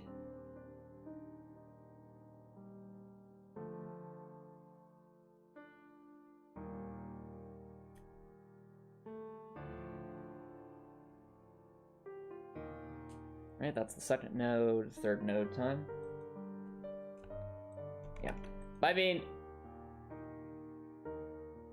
you think that Trails strategy RPG like Fire Emblem would be really fun? Yeah, I think that could be fun. Like, that could definitely be fun because I love the battle system of Trails. I think it's really, really engaging, but like adding on top of that, like the Fire Emblem or Shining Force like map tactics would also be pretty cool. Oh yeah, especially with the cast, it definitely has like the cast aspects of those kinds of games down pat.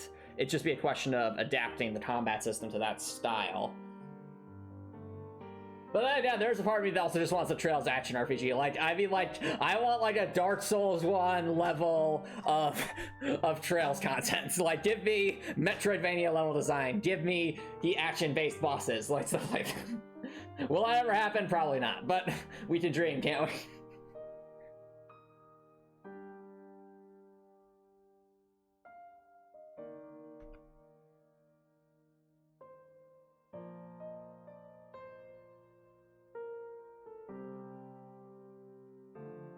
Wait a minute. Oh, did I forget to... I did. That is incorrect. That is incorrect. That should be 2272.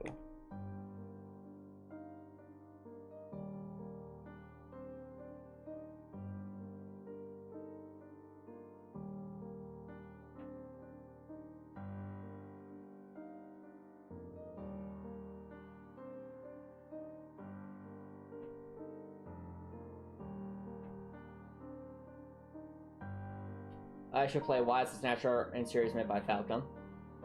Maybe at some point. But I mean, how's that, like, how's the combat in Wise compared to something like Elden Ring or Dark Souls would be my question.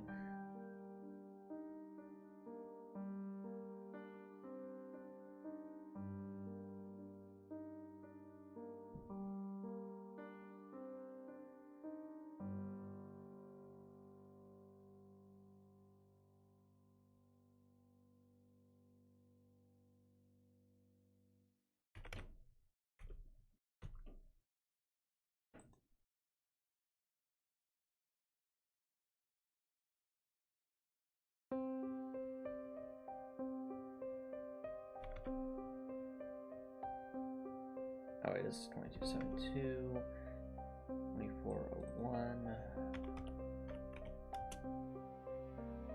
Oh, I was saying compared to like Dark Souls or Elden Ring or basically the From Software games. Alright, no worries, Chopper Nicholson. Thanks for dropping by, and I hope you have a good rest of your night.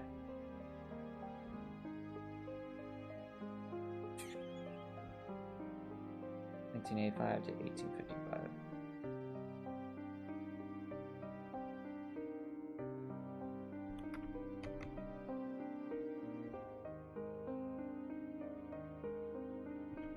Oh, cancel. That's correct. But that, on the other hand, I'm pretty sure I need to change the other thingies, don't I?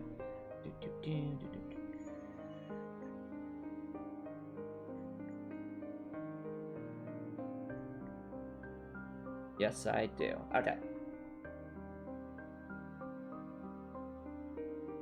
I'm not sure I haven't played much FromSoft games.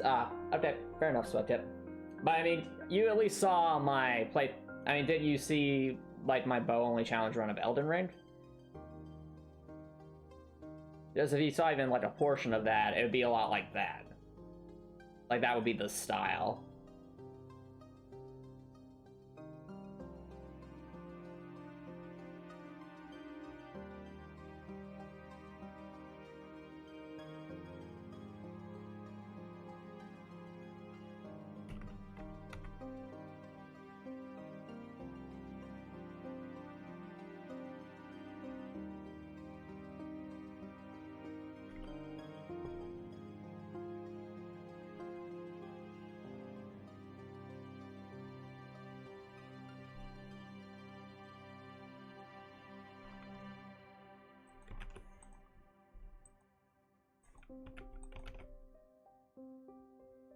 Okay.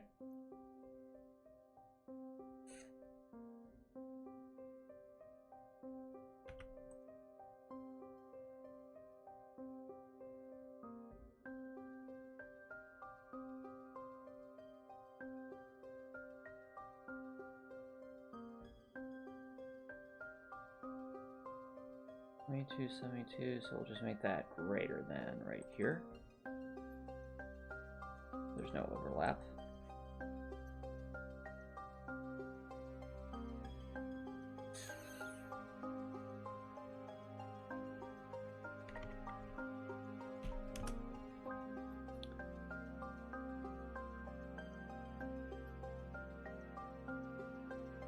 So that will be the same, except for that.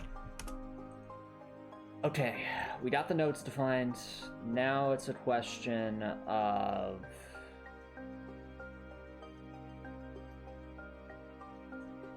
adding in the code that increments the node.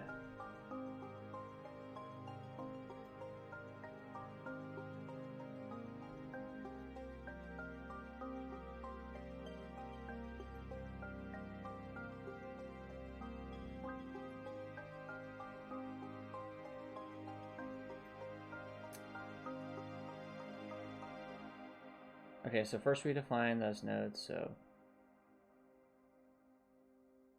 might want to add some notes here. This is the subzones, and then, so it's subzone first, then we define one of these.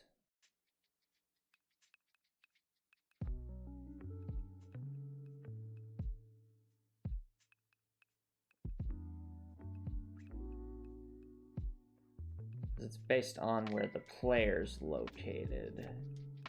Players in the different zones. And this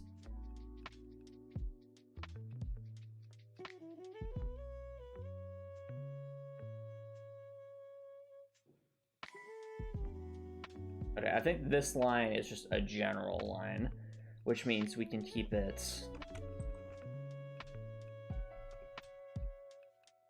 in the background.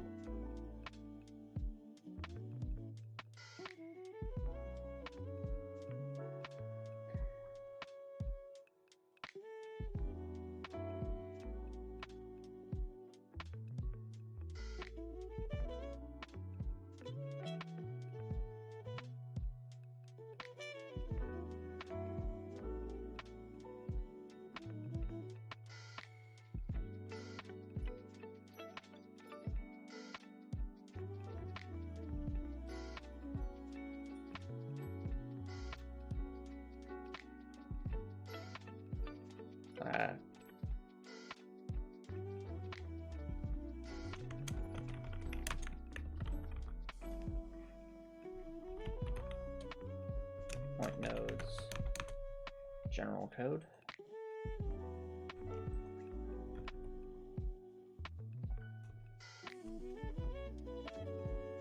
So this basically sets an enemy section when applicable.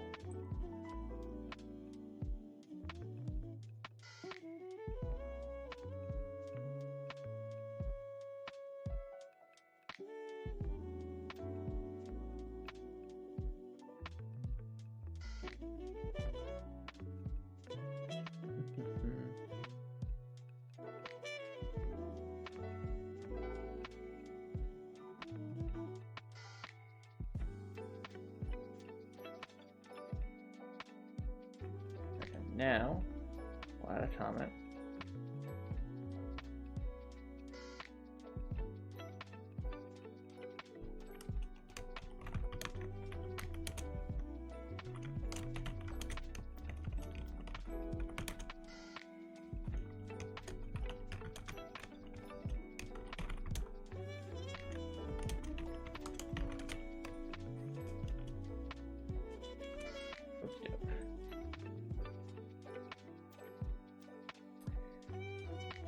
Alright, for the last part, we need these. So one of these for each line.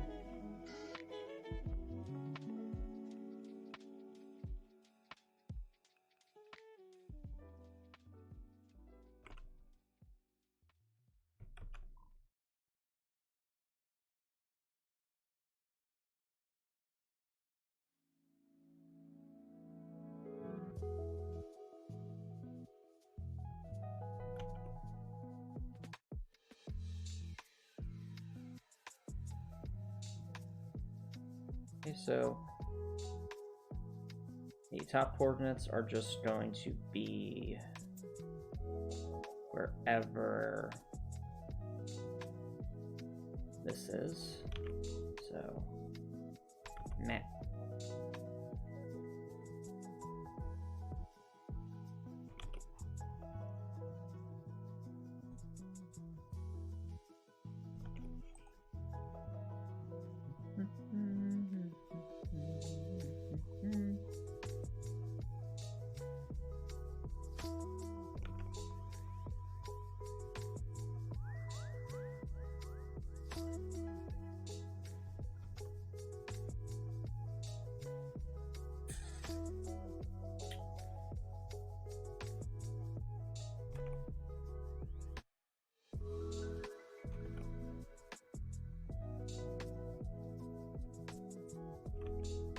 not that one.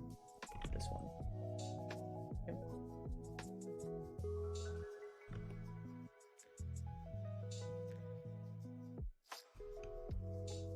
Alright, this one will be consistent.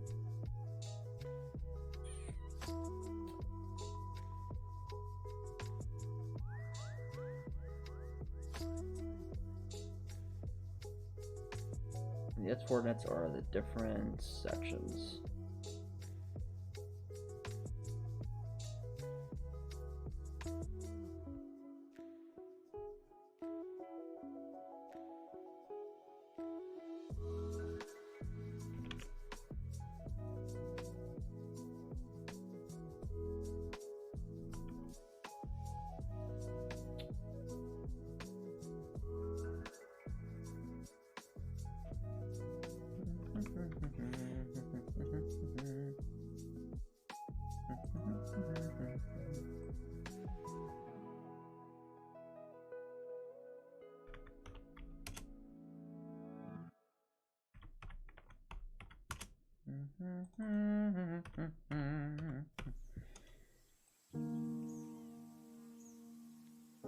Okay, then we set that player node section to 1. I don't think there's anything else on that line. There is not. Okay.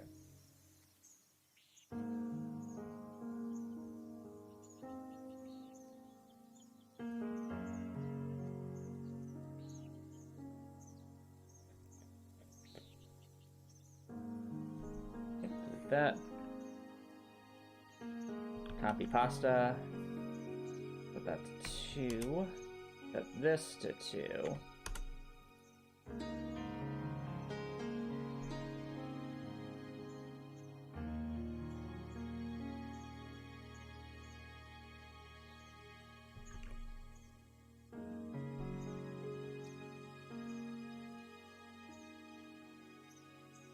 Copy pasta this.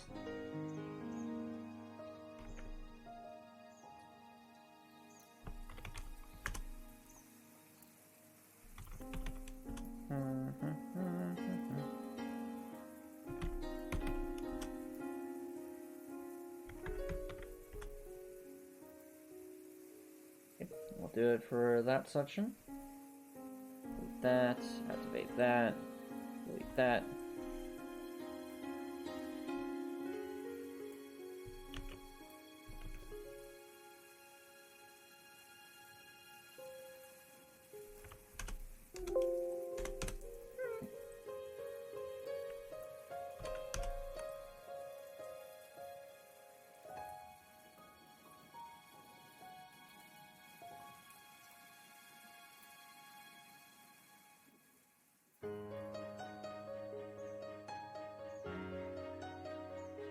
Okie doke. We need this last one.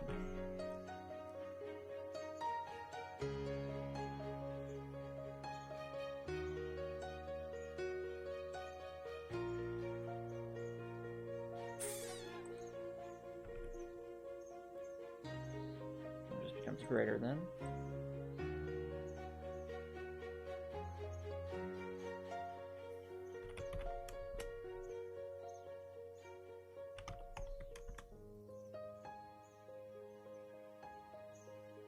$18.55, $19.85. Okay.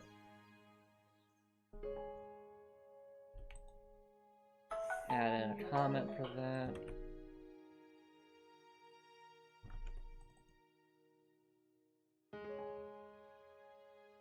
And above.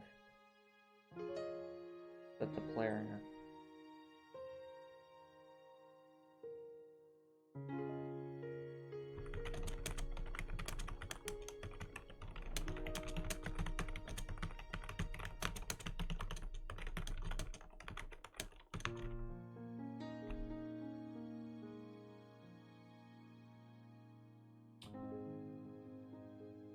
Alrighty, chat. It's time to test. Will it work? Will we be filled with sadness? It's time to find out. First, where are the projectiles? think that's the only last side stands. Yeah, let's make those invisible for now, so we can't get confuzzled.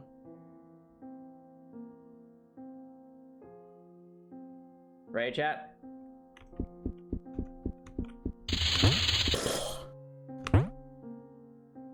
Just do some hoppy hops to make our way towards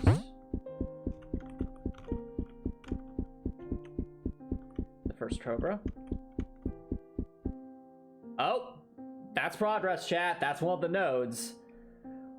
We're on chat. What we're going to try and see is whether or not this Cobra will follow us properly.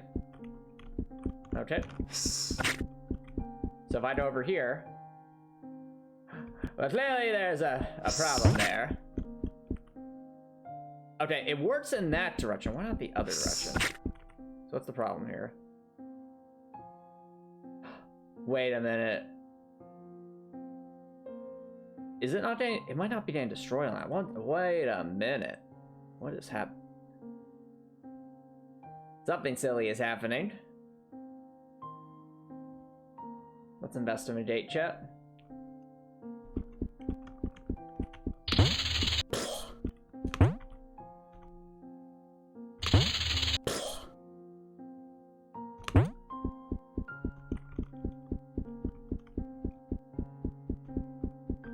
Okay, so why aren't those being destroyed?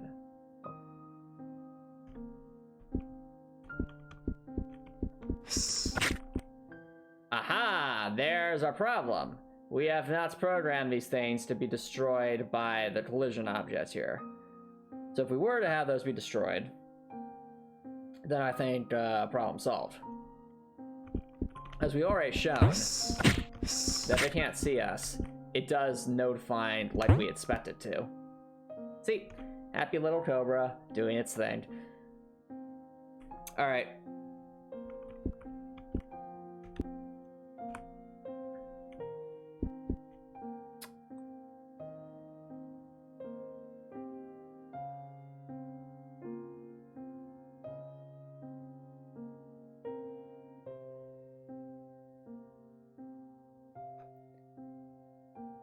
Alright, line of sight stand. Where is the thing that controls where this gets destroyed? What did I... Oh, right. Right. I know why I did that. I did that because of the different...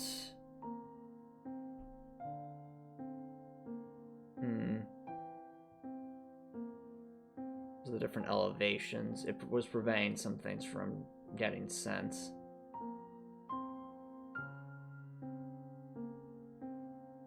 Are we saying the z-axis to this at the start?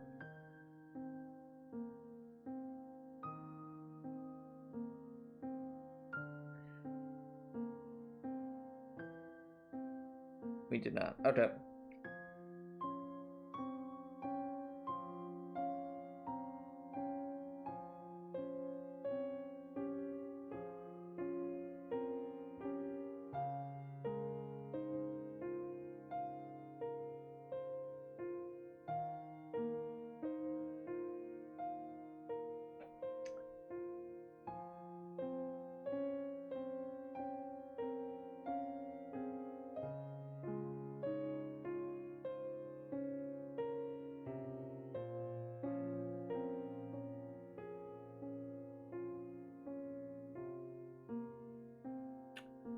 Alright, clearly we need to find some way to destroy these thingies. I think this calls for a new object. But we'll address that after a short break, so don't go wherever it is. I will be right back.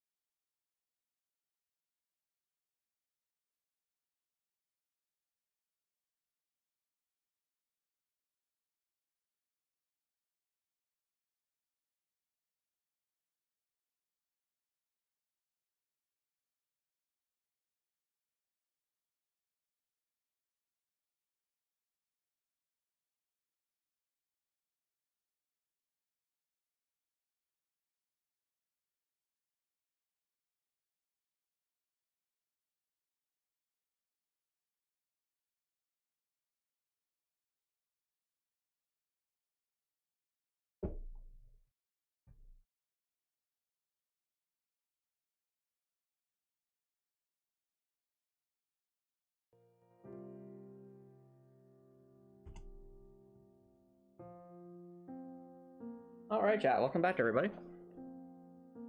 So what I think I'll do is I'll create a... And we use a ton of active objects already, but I think it'd be prudent to at least create a type of active object that just prevents... Oh, actually, we could use those, don't we? Yeah, that might do it. Map boundary objects. What do we use these for already?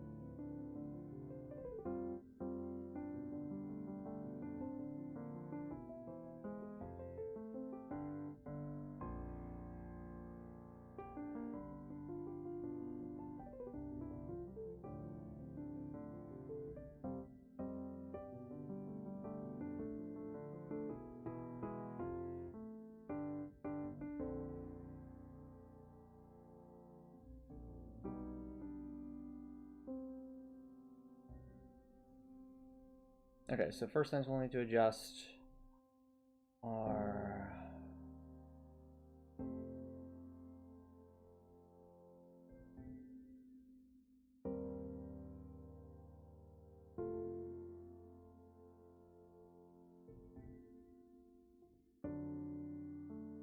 Yes. Not off the top of my head, Copper Nicholson. Personally, I'm a bigger fan of wired headsets as opposed to wireless headsets, simply because they're much more difficult to lose. And they also tend to be cheaper too.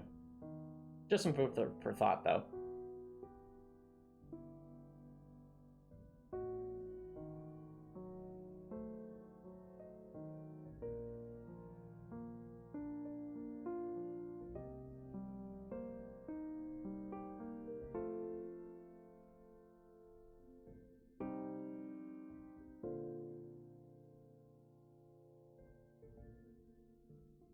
What's this?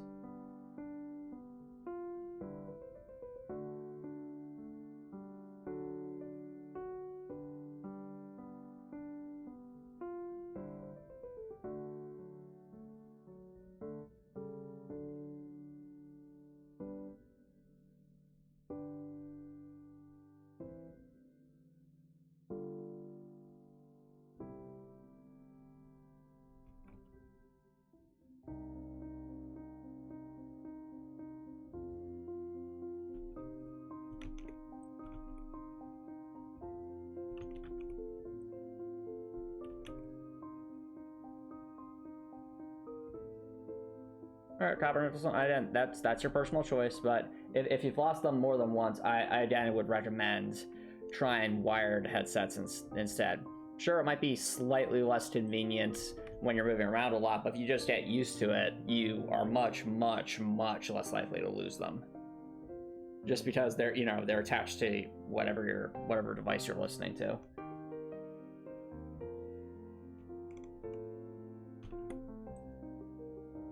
Yeah, just some food for thought, Copper Nicholson. But I mean, I've used wired headsets when I'm exercising ever since I've been exercising and listening to music or to audiobooks or things like that. So it's worked. Never lost a headset once.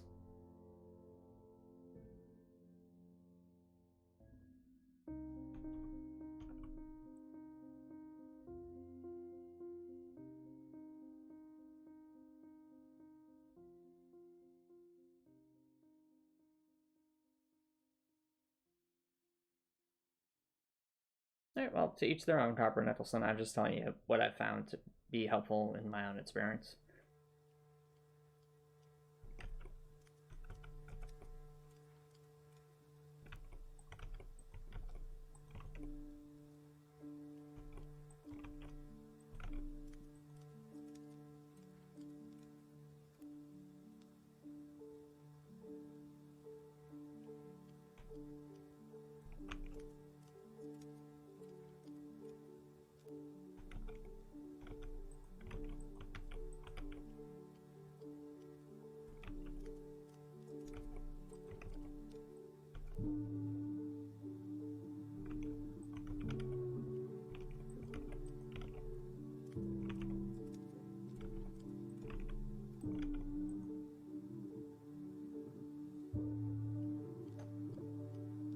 Okay, that'll stop that from happening.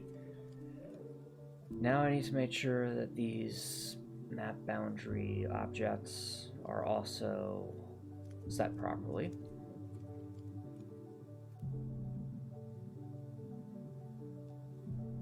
For that,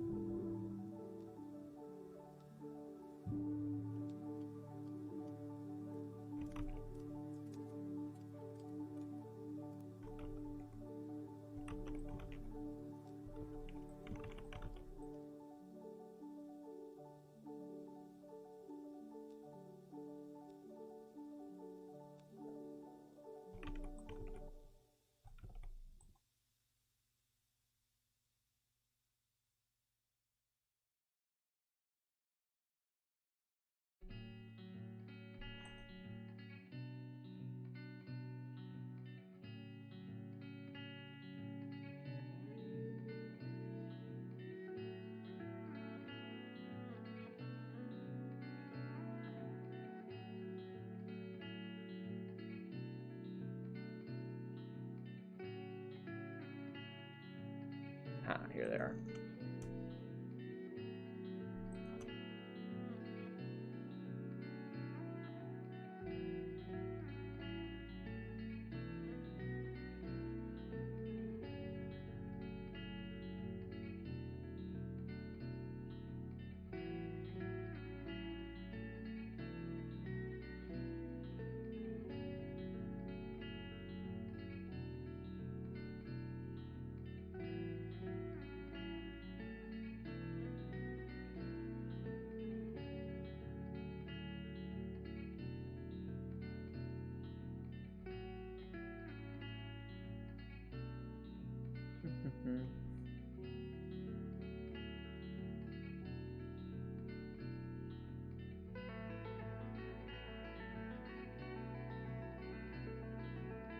Alright, burn off Copper Nicholson.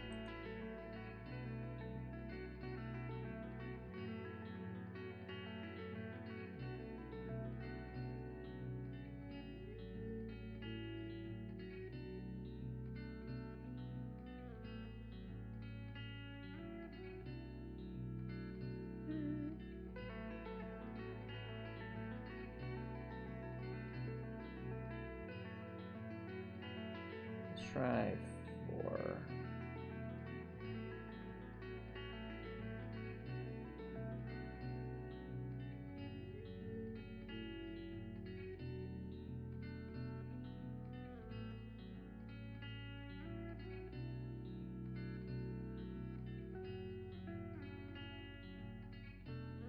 Okay.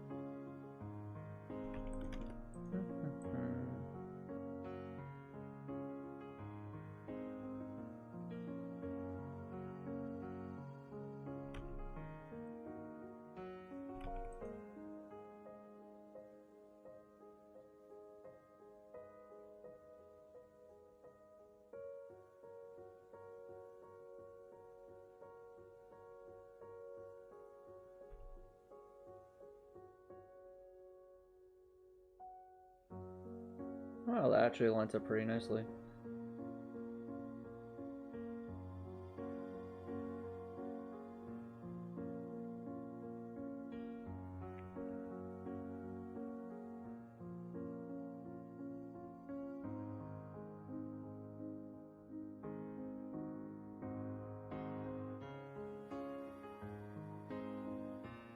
I see. Makes sense. From Cobra makes sense. Yep, thinking rationally is important. For sure.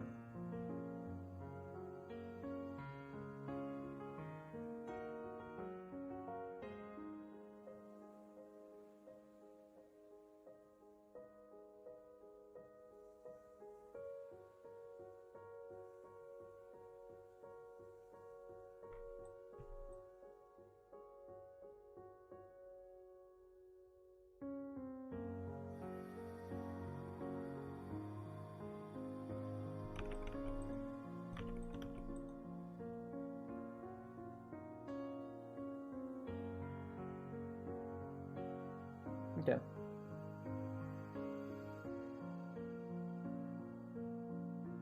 I'm sure I can talk out loud a bit more. So what I'm doing right now is just placing down some boundaries to ensure that the enemy collision check is getting, the projectiles are getting destroyed on the walls so that they can't, so that they pathfind properly. Let's go test that out. So now I'm just gonna hop my way over to where the first Cobra is to see if we got this all set up correctly. Let's take a look. Okay, I can see the projectiles. The Cobra is being a happy little Cobra. Good, good, good, good. There it is. Yes, now, now, now. Okay, so right now I'm testing the Cobra. It seems to be working as intended. Interesting that I didn't return to that. What defines that? Ow. And I just got defeated. Let's try that again.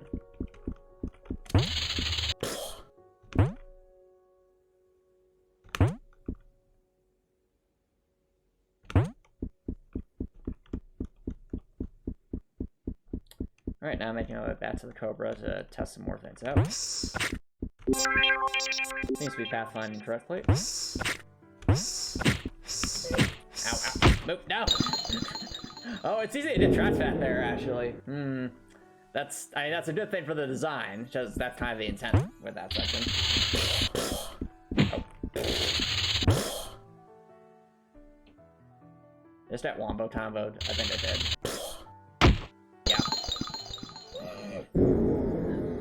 Antomicx is getting defeated a lot, but that's okay.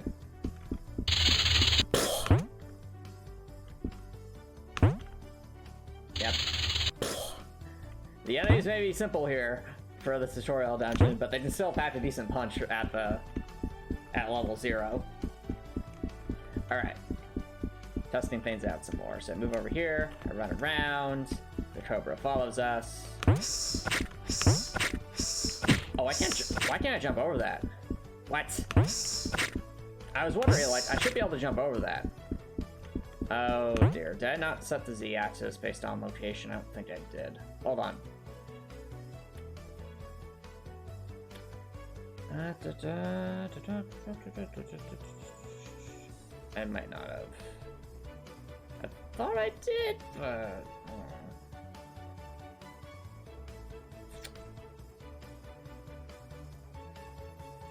Yeah, I did set Z-axis height to 0. Is it the other one that's the problem? Oh. That could be it.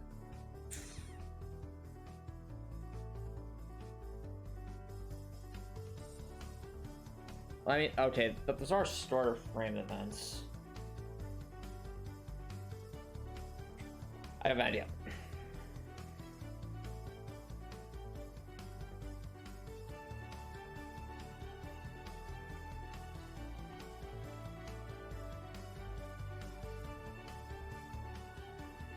Let's add 2 more lines.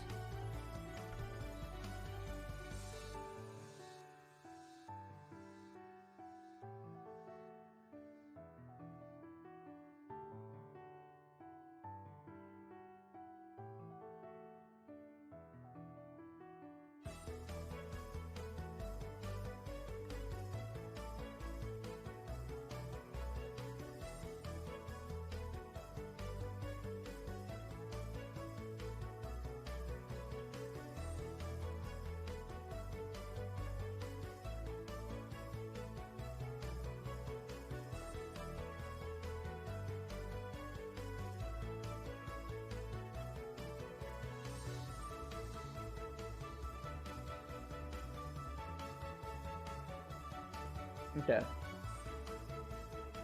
Hopefully that solves this problem.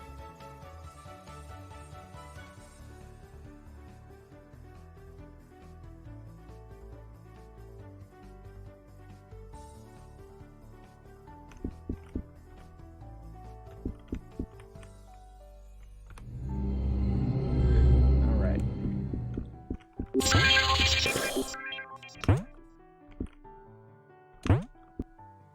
And this chat is why we do testing.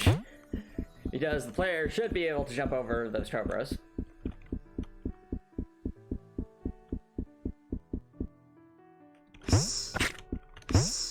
I still can't jump over. Is it still being set to 2? Why? Doesn't make any sense.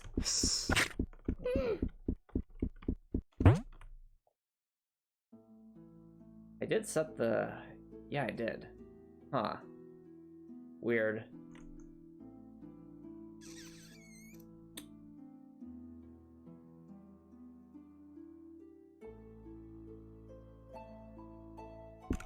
I still think it's defaulting to 2. Why?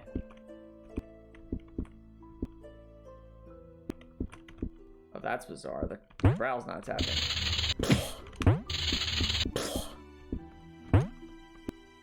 Oh, is it because... It might be because of that. Oh, wait, no, I know why. Because... Duh. They get destroyed by those surfaces.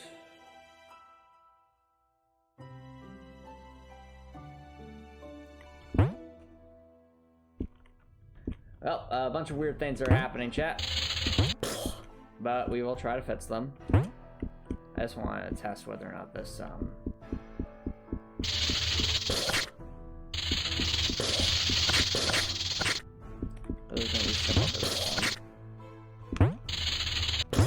Okay, we can jump over that one. That one at least is acting properly. Alright, alright.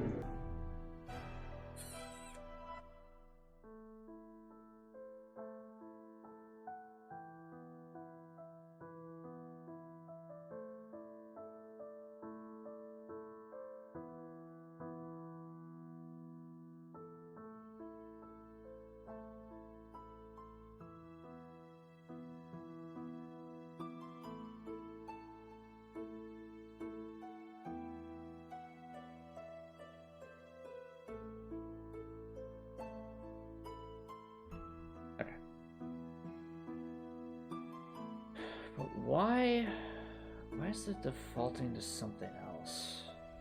It requires further investigation.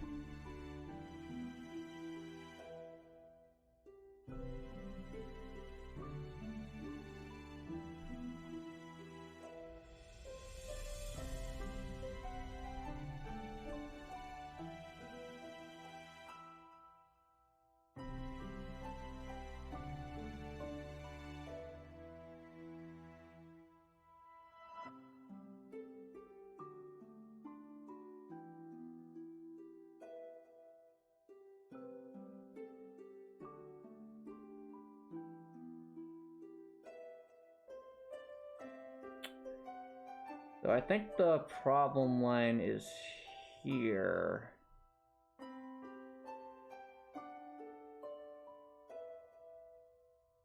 I were to inactivate that line, would everything work correctly? Let's find out.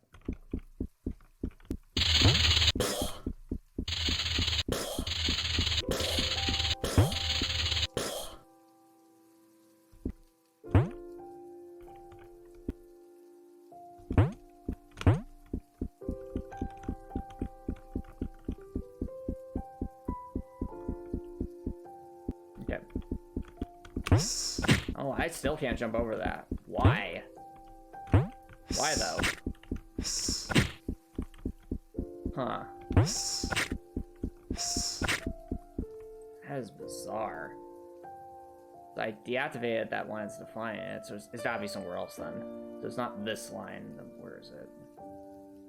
What could conceivably be set, adjusting the z-axis height of this?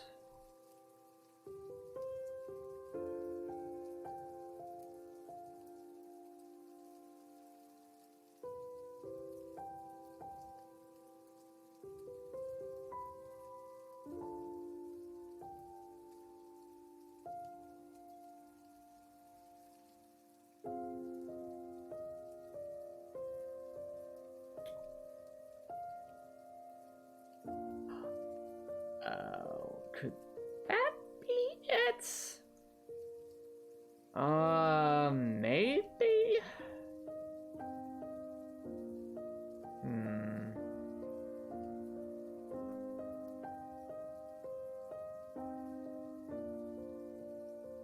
I'm gonna try something. If I can activate this, will it solve the problem?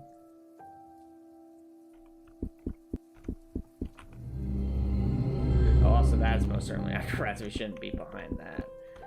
But I didn't.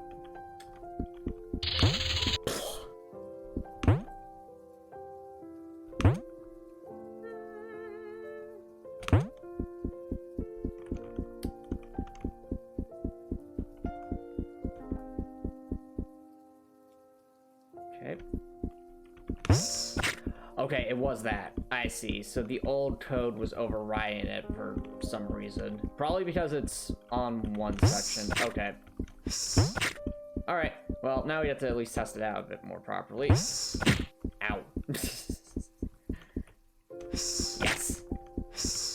Alright, so it seems to be working correctly now. Well, actually, let's go test the other one, because I'm curious.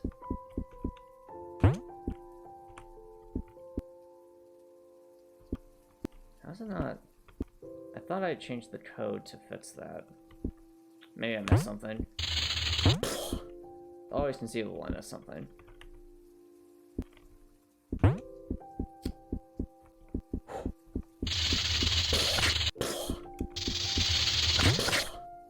Okay.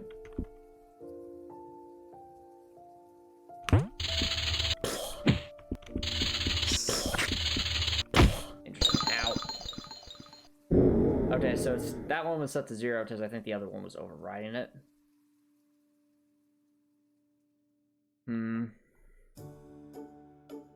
Many questions.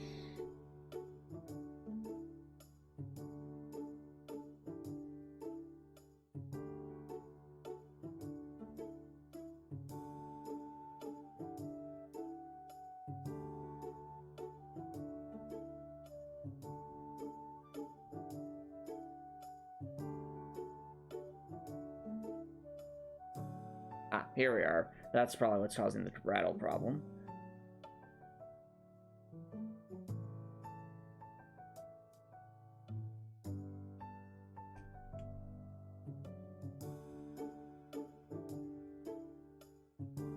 Okie doke.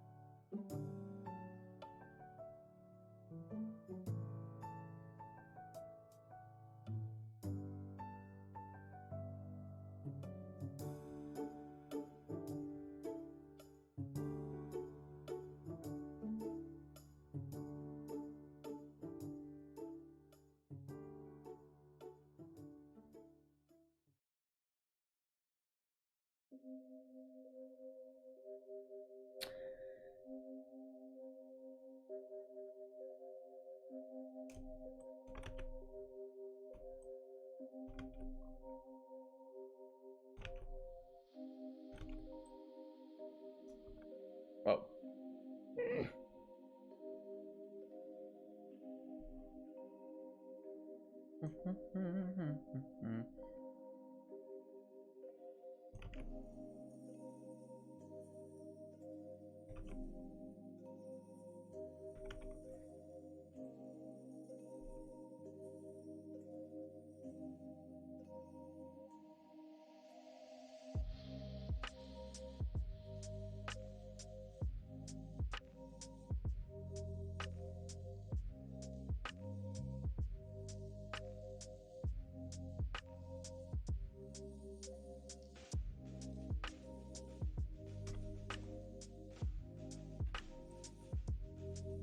Let's try that one out.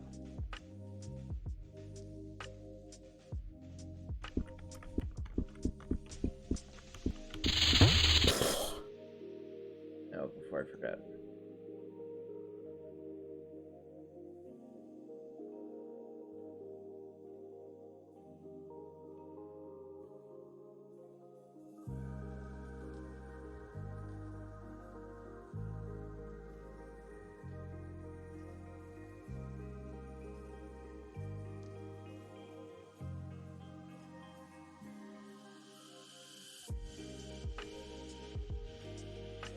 Okay, let's test this out.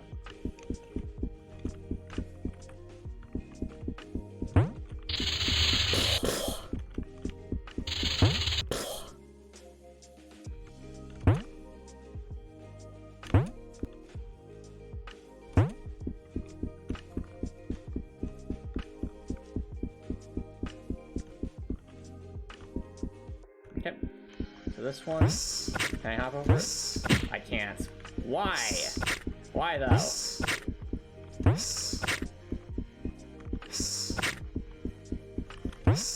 I'm not in that zone though.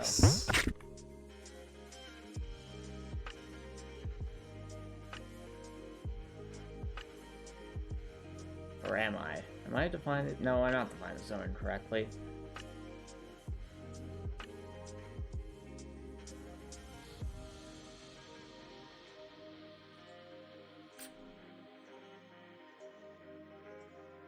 This is weird.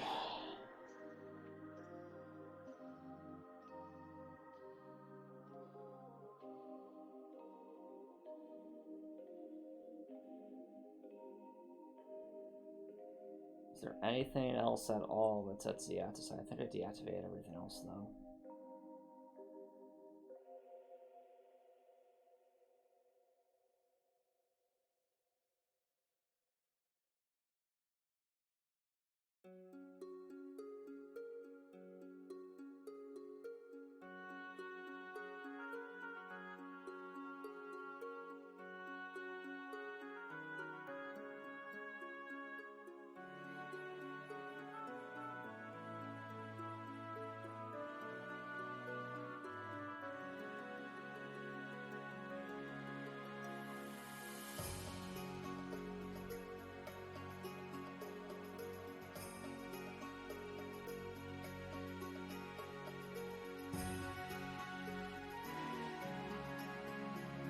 We do have a weird start frame thing here that I think we're have to delete, but I don't think...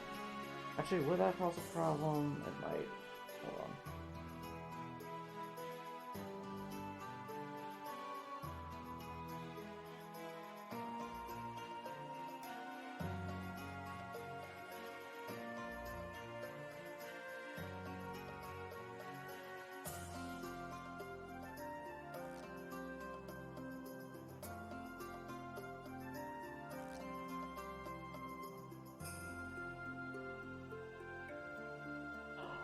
Wait.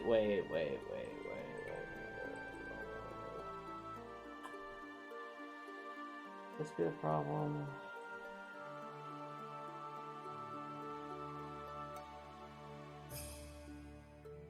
Maybe?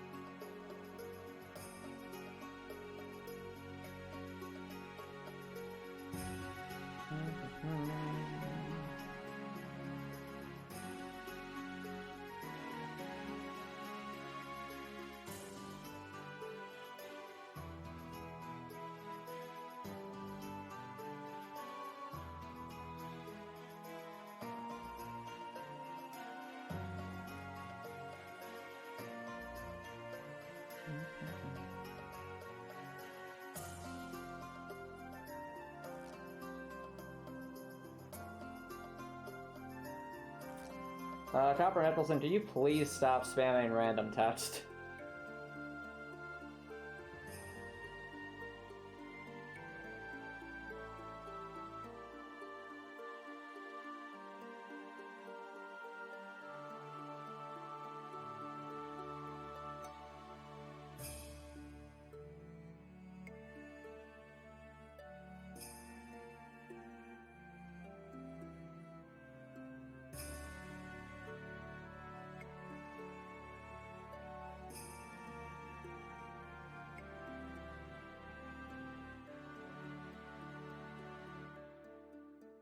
Deactivate all those things that set the z-axis height. Oh, that's it. I think that's the problem.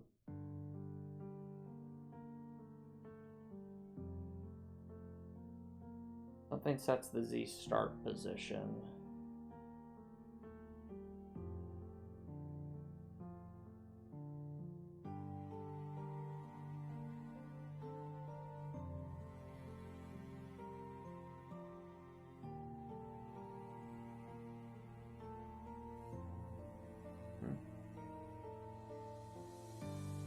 Ah, fair enough, switch it, fair enough. Yeah. Somewhere around here, we are setting the start position. It might be this line, honestly. Let's just double check to make sure there isn't anything else suspicious. No, this line looks suspicious. This line is sus, chat. It's sus. Let's take a closer look. What we are looking for is any sort of z-axis thing.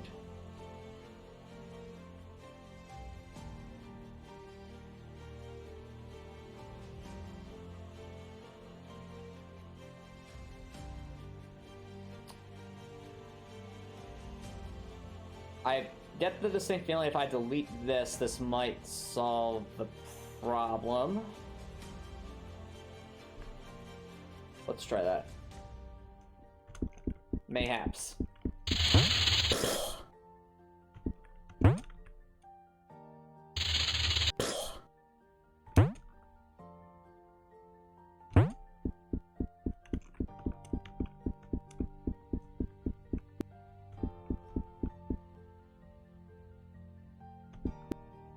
Alright, so first test. Can we jump over this Cobra? We can't. Why? Come on! No! Why you do this? No!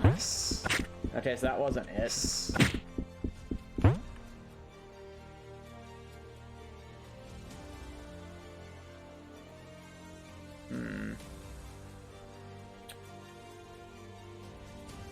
Alright. As I say, we should check this for anything that might affect the z-axis code. And sometimes these get transferred over. I mean, that one was defined to do that.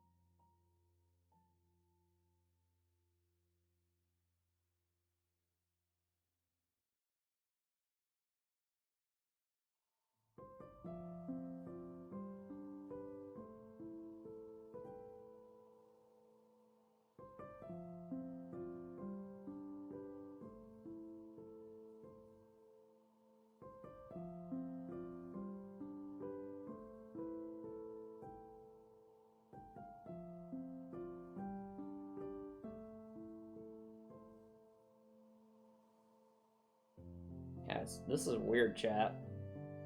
Very, very, very weird. Yes, we can control everything else for zones, but seemingly not our z-axis coordinate.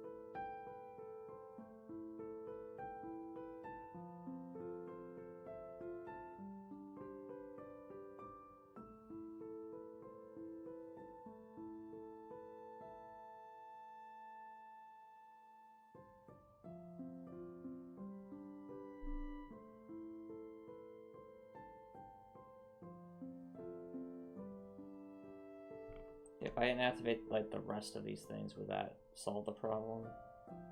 Probably not, but we'll try.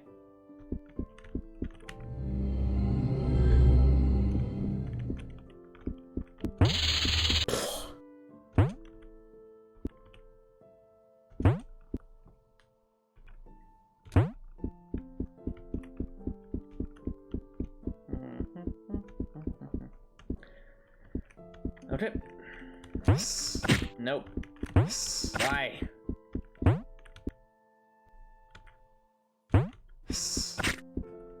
Wait. Now if I jump, it's at 2.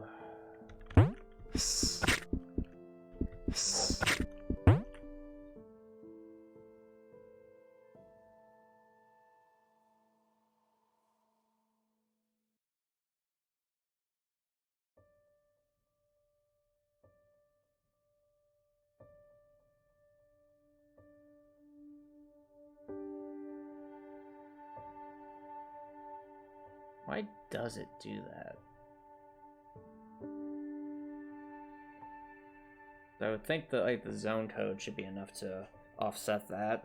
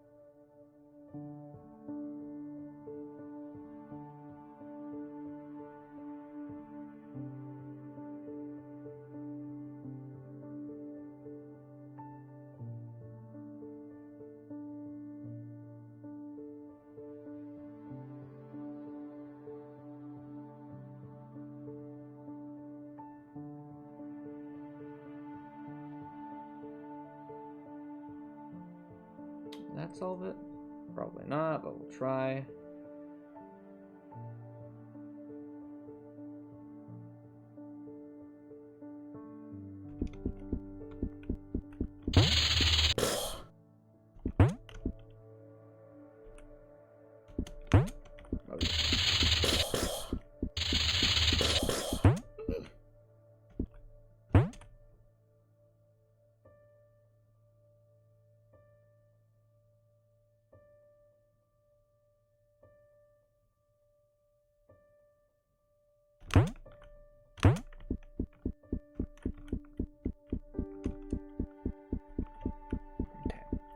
Try this again.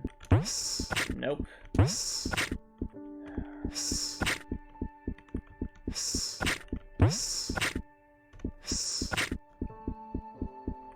I really wonder why that's the case, though.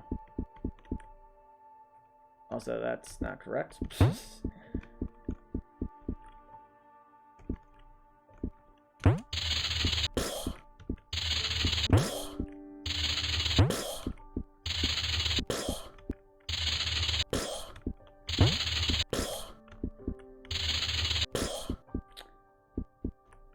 This one set the fret height.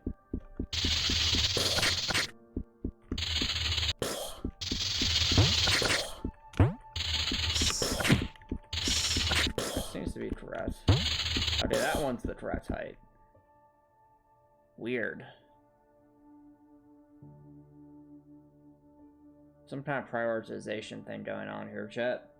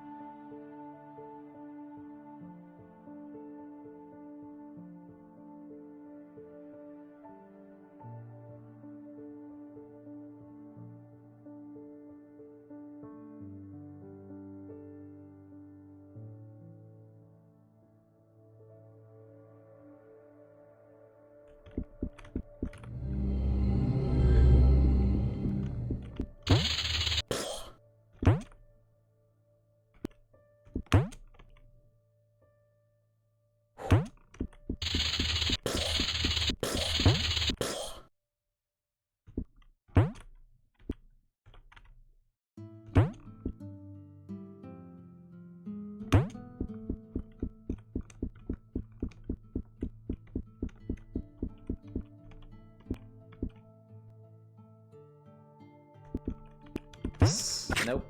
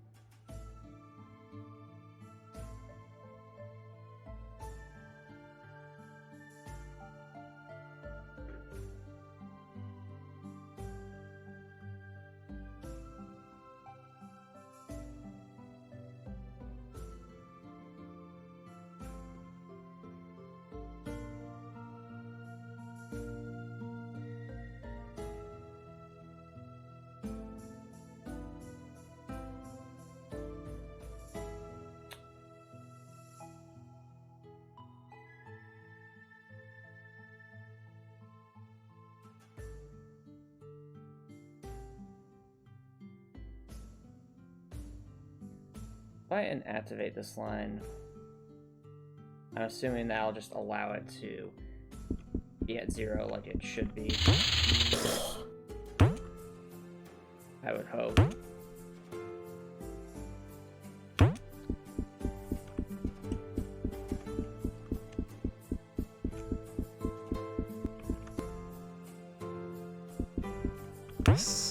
Yep, okay. That's a complication. But I'll try to make it work.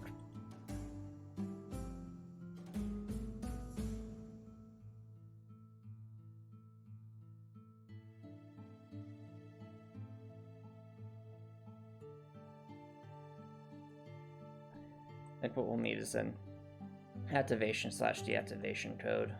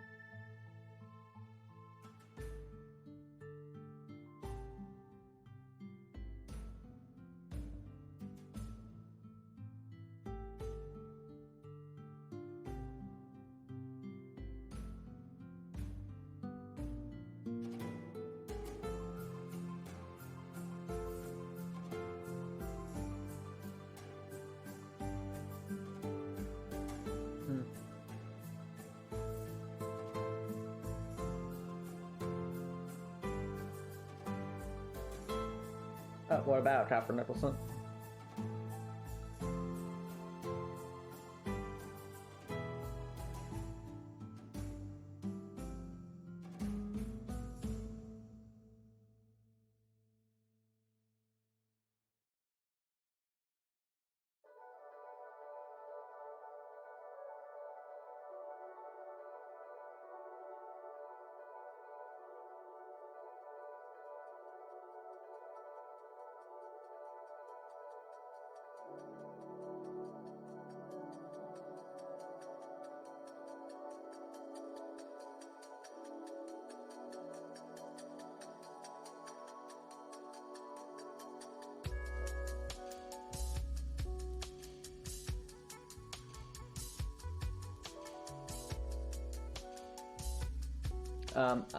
I was saying, what about it, Copper Nicholson?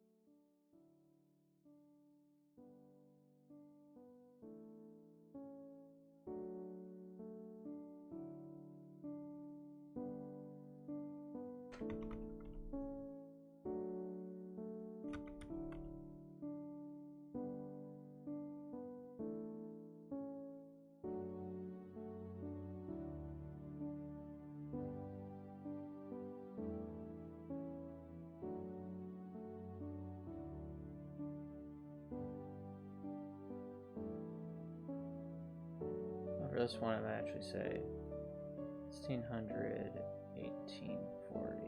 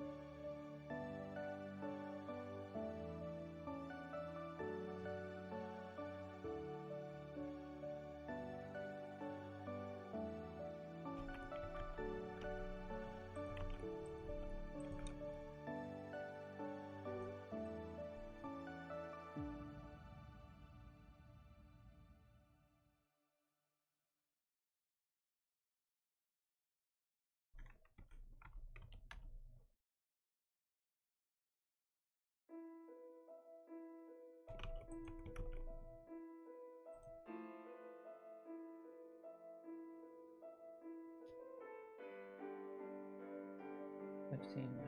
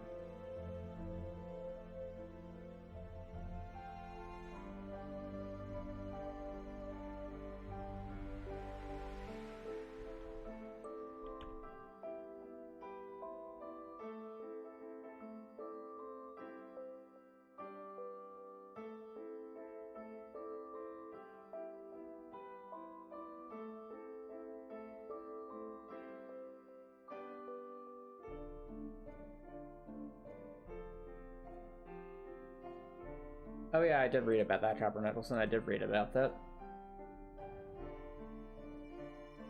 Oh, I'm sorry to hear you have a flat tire, Copper Nicholson.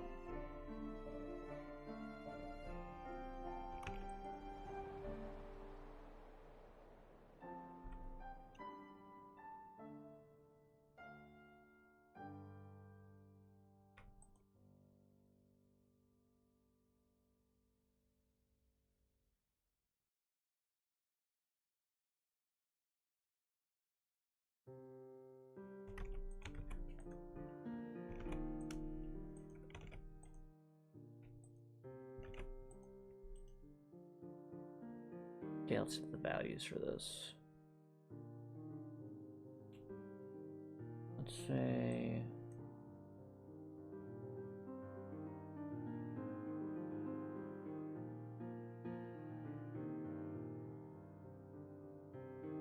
yeah, 165.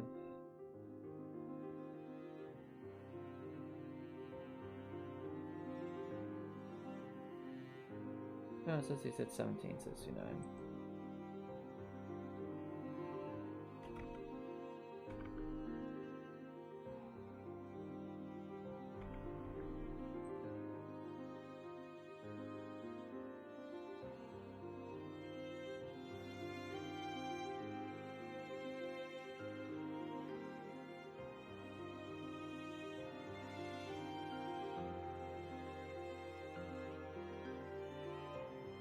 By 403, 1986.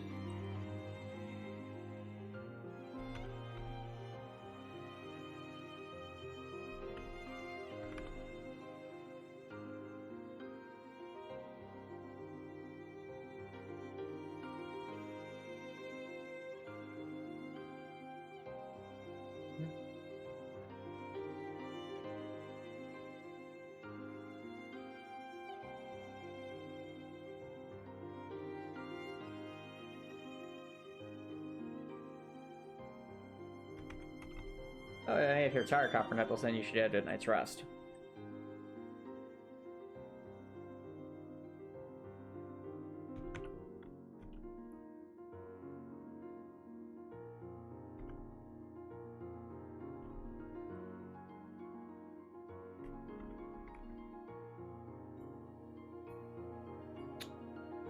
Alrighty, let's try this out, chat. So I think this will solve 90% of the problems, but this will possibly solve 90% of the problems if I can activate and deactivate these different groups of events to avoid the Z-axis problem.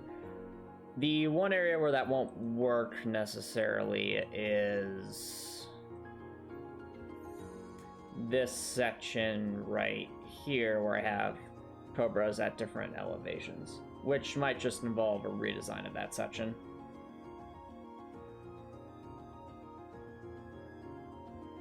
Let's try it out though. So chat, this will be a success if we can prove that the Cobras are at different elevations.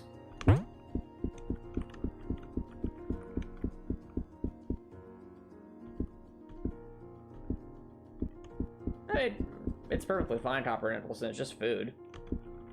Order what you want. Alright, can we jump over?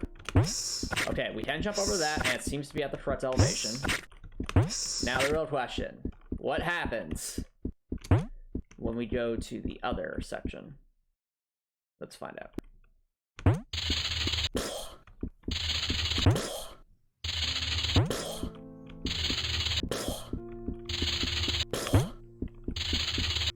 Okay. Apparently, they don't seem to be doing anything. I'll carefully make my way up there. Okay, okay. So, collision strats. Yes! Chat, we did it! We fixed it! So it's an activation-deactivation problem. Okay. So the implications of that is we need to rethink how to do that one room in the top right of the depths. Or of the lower floor. But that's easily redesigned, I think.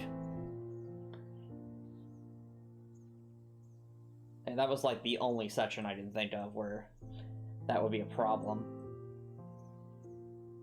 We'll also have to add that to our rules to be careful with our design here.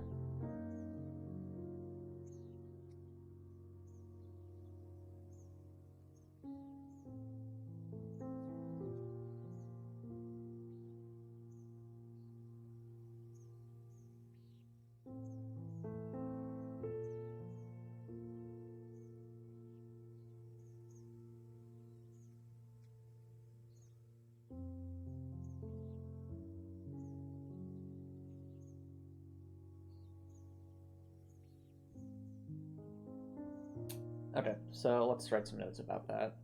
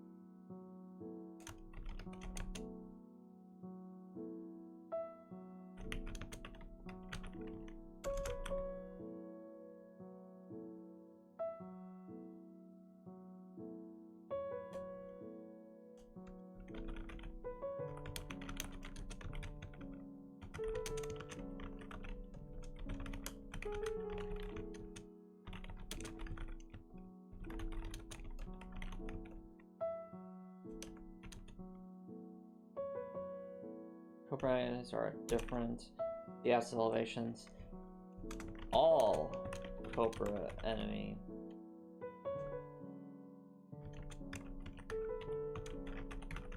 default.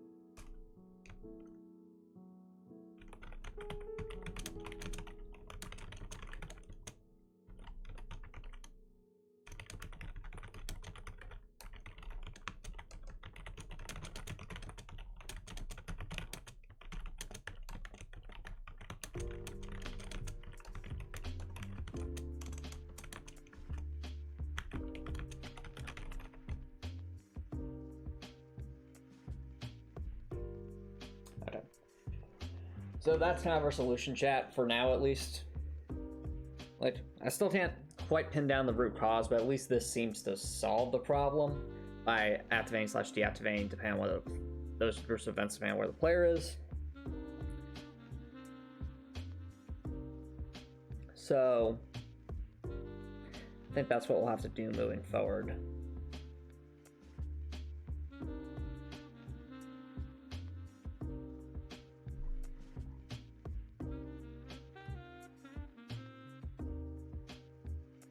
Alright, I think this will be a good place for another break, chat, so don't go anywhere, guys. I will be right back.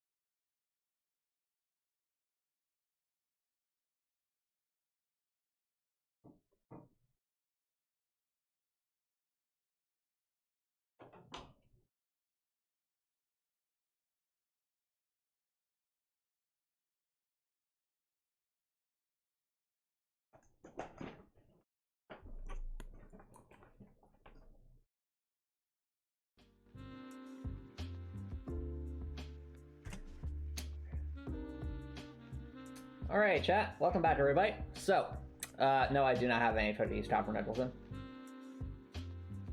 So, what I'm going to do is actually define the outer bounds of the rooms that will control the z-axis values of various Cobras. So, what does that mean? Well, we already know roughly where the rooms are. So we're actually going to make another line here. And we'll just call it, break things into different sections for outer bounds. For example, this one.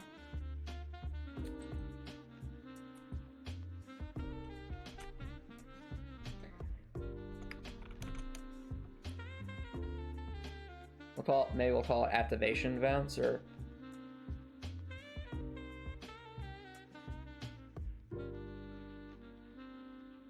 maybe bounds of pathfinding activation. Pathfinding activation bounds.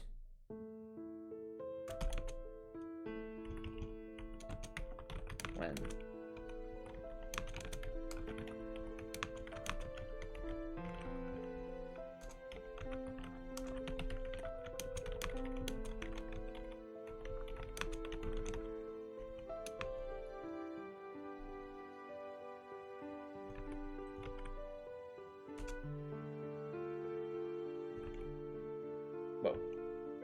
Okay.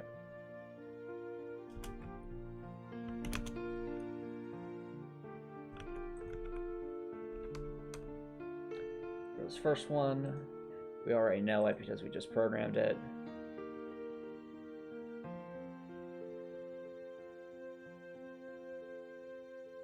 $1364, 1600. No, that's the next coordinate. 1595.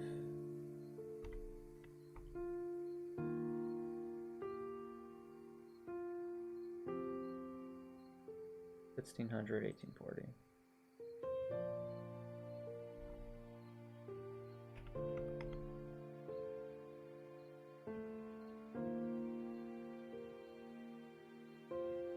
The next one is 2166, 24, 1769.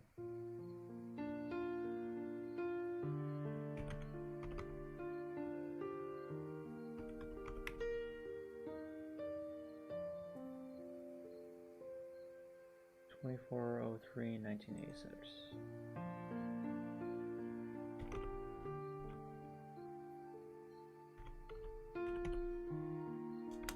Okay.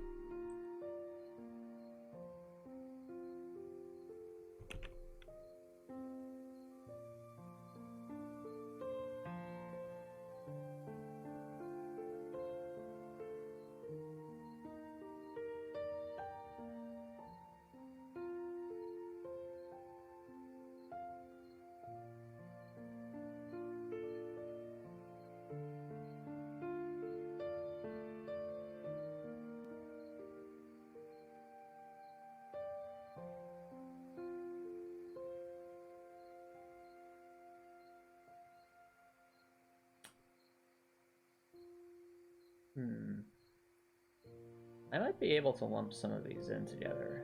Yeah, because all of these are at the same height. That'll be a nice efficiency there. All right, let's go with.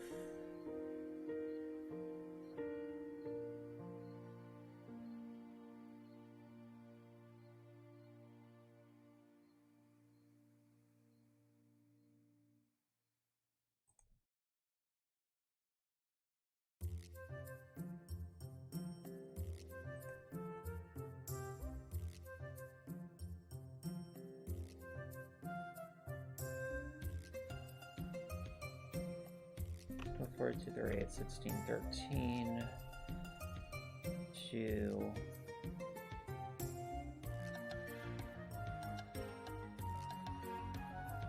I'll say around here.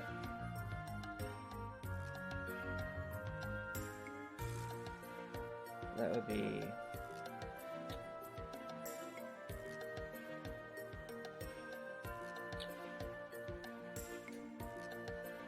$21, 19, 2405.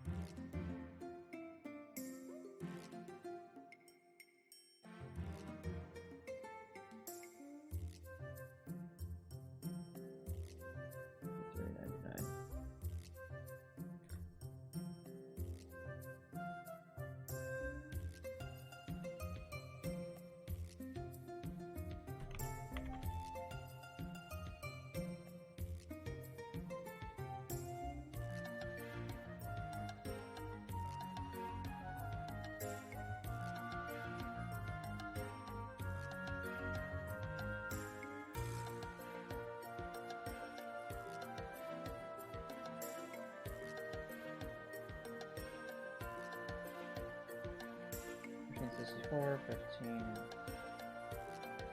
95. Okay. I think that'll work.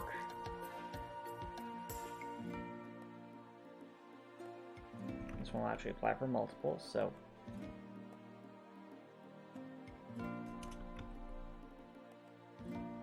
The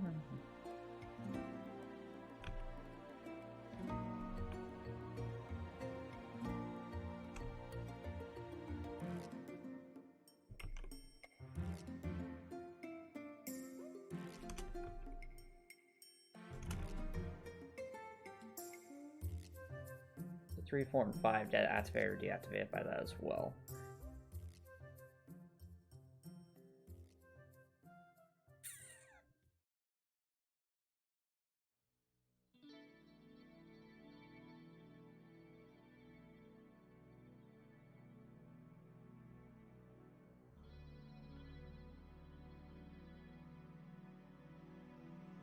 $85.89.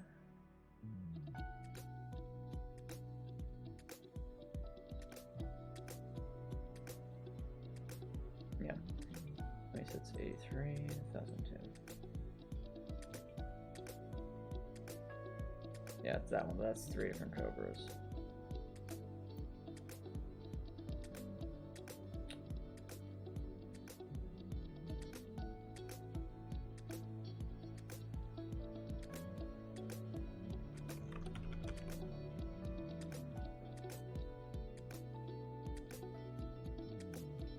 Alright, what's my favorite cookie? Probably sugar cookies. They're very good.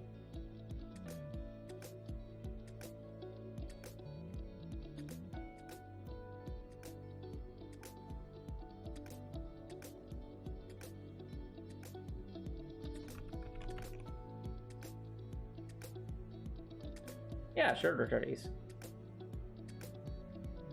Yeah, especially with sprinkles, those can be very good.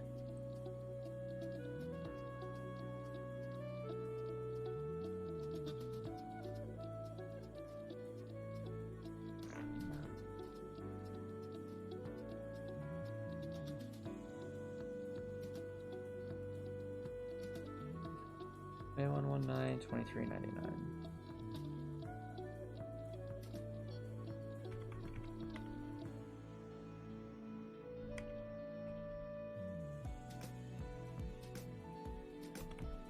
Also, chat, this is our jam. This is our jam.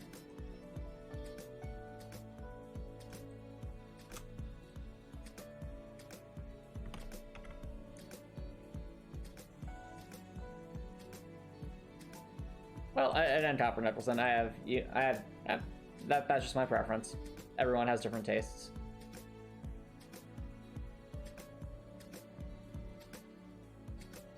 Oh, what are your favorite kinds of cookies, Copper Nicholson?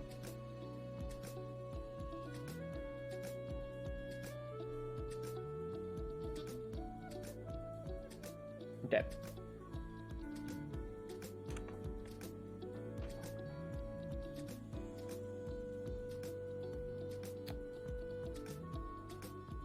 So as for the net section,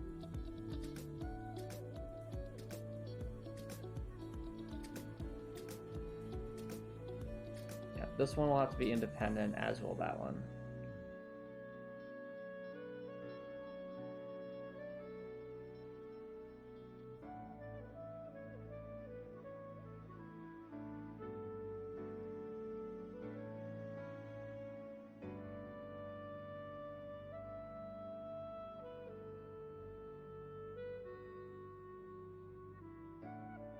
I don't. I just have different preferences than you, Copper Nicholson. That's all.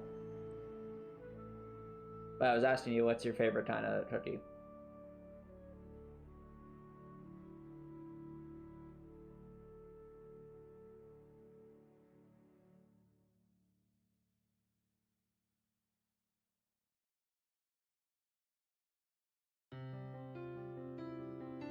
Either chocolate chip cookies or Oreo cookies. Okay.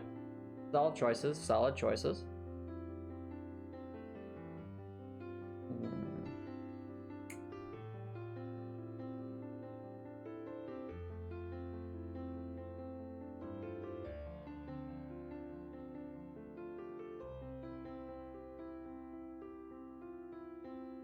This one will be $24.96, $16.49.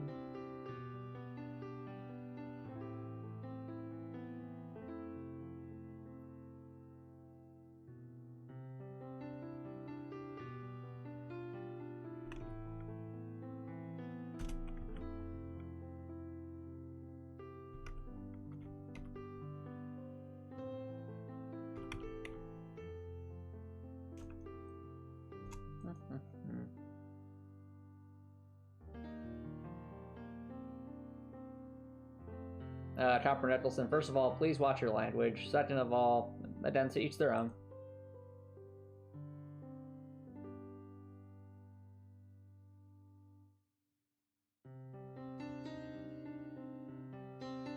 $3109, 1813.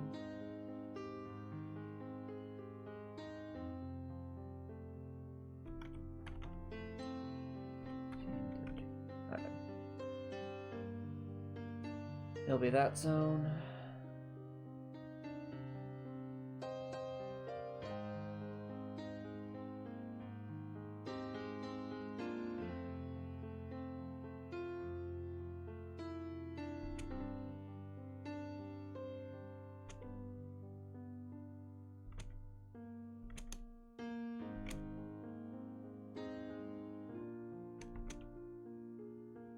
Yep.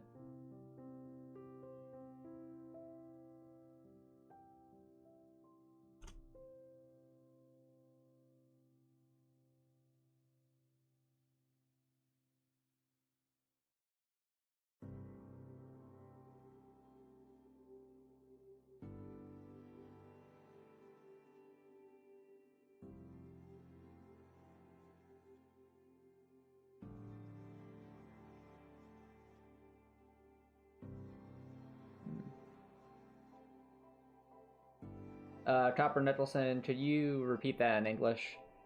I don't know enough Spanish to read that response, Copper Nicholson.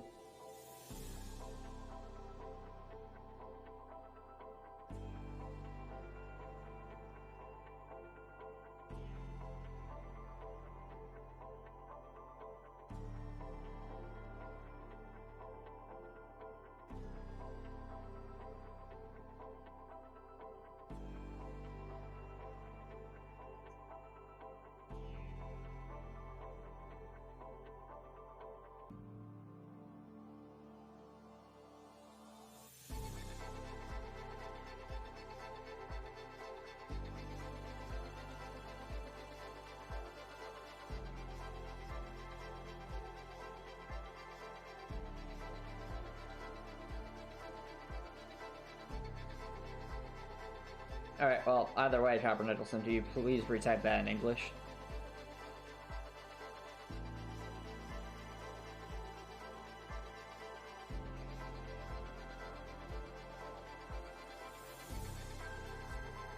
$26.62, $13.50.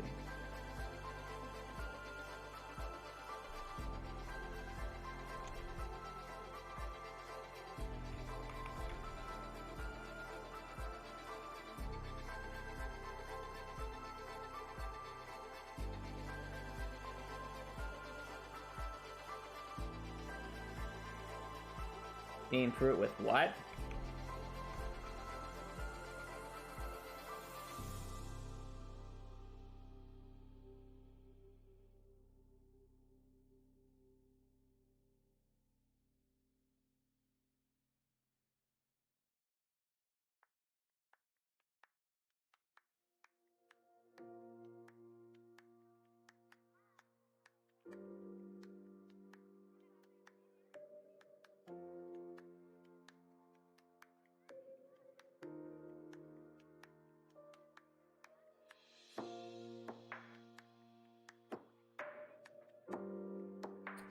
$28, $86, $92.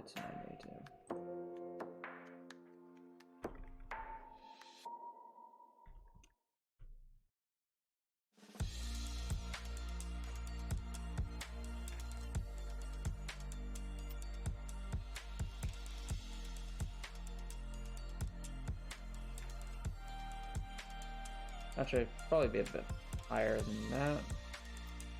Go with 928.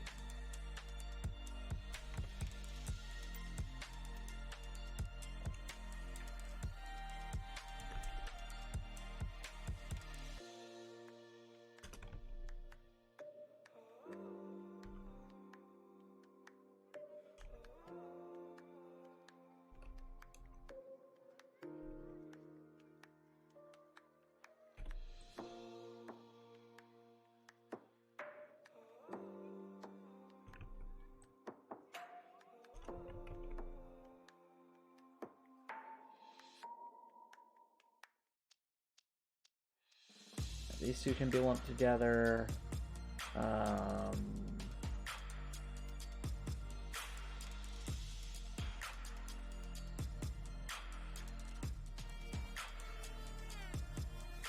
all of these can be lumped together. And these two can be lumped together. Alright.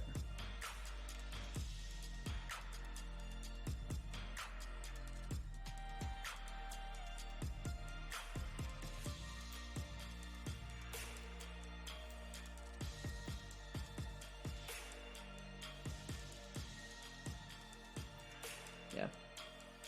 Alright. I was asking what you were asking me before, Copper Nicholson. That's why I was asking.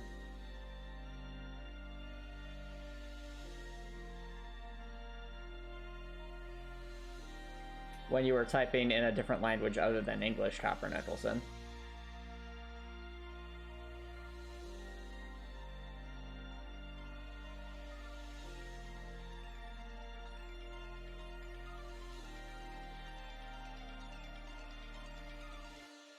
Oh, do I like eating fruit with my cookies? Like a scoop of ice cream. Oh,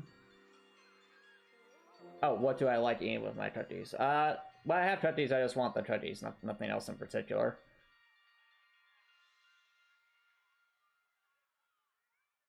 Like I said, if I have cookies, I'm usually just having cookies, just nothing else in particular.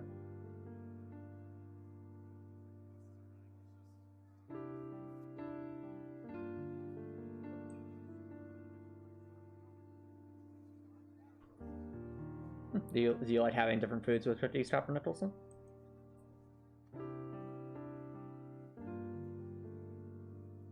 $33, $55, $9.40. It's that one, okay.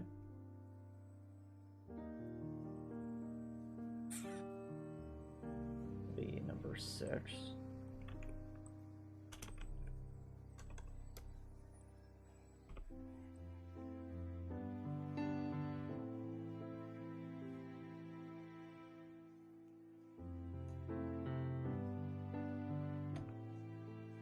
Not that I can remember, Copper Nicholson. Not that I can remember.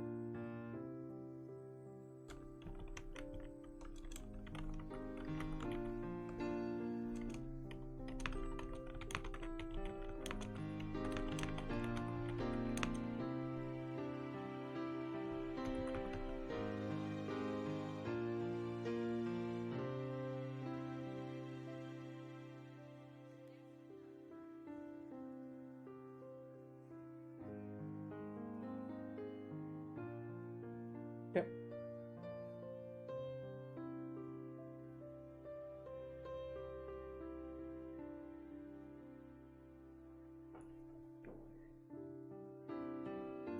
Oh, you're trying to say... Well, no, Copper Nicholson. Millium would be the salty cookie. That's already established from Trails of Cold Steel 1. To quote Reen, the Academy's like a giant salty cookie, and Millium, you're the salt. That was said during 1 Million's free time events. Yeah, so Millium would be a salt cookie.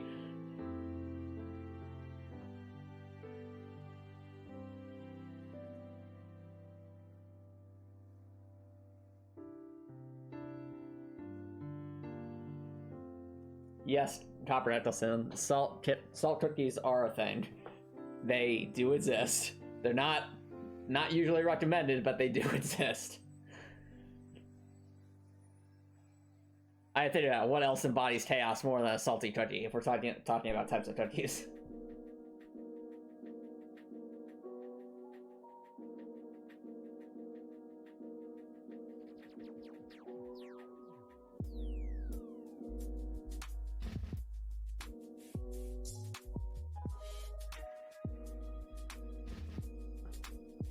Alright, so the way I've designed this, we have just 3 more activation bounds to define, then we can start programming.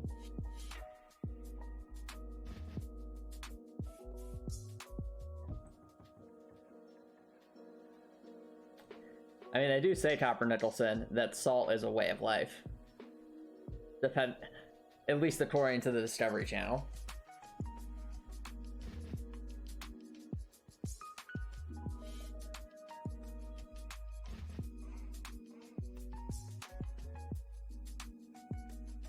Which one is this? Oh, right. This one, yeah. No, it is not Copper Nicholson, but I'm just referencing a meme that existed a while ago. It's a very silly meme about salt mines.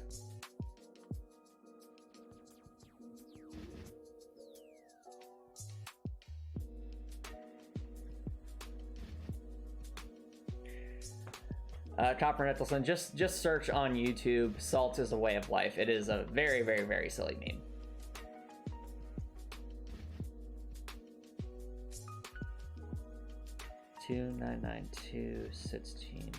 Andre should probably do it over here.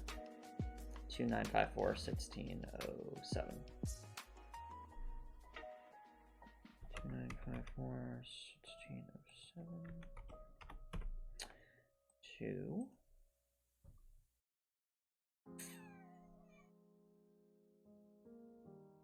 Let's throw about there.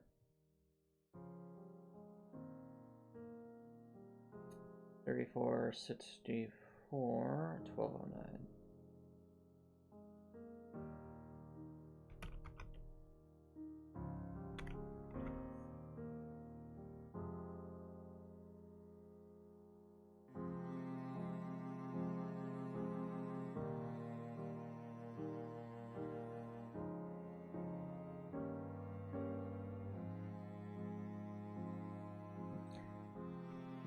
Copper Nicholson, you've sure been posting a lot of random links. Is everything going alright, dude?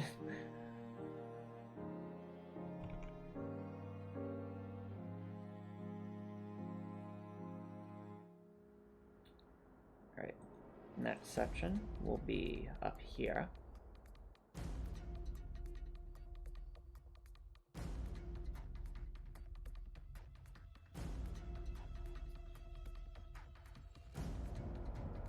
So 3321 1078. 3321 1078 2.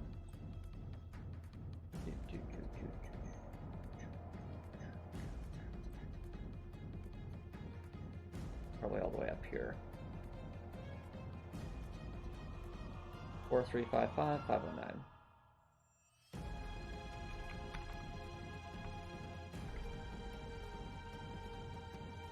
Okie doke.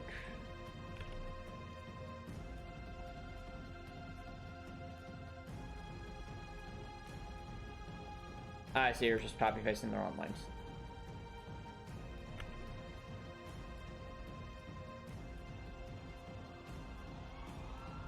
Was that a... Yeah, it was, because these ones are all the same.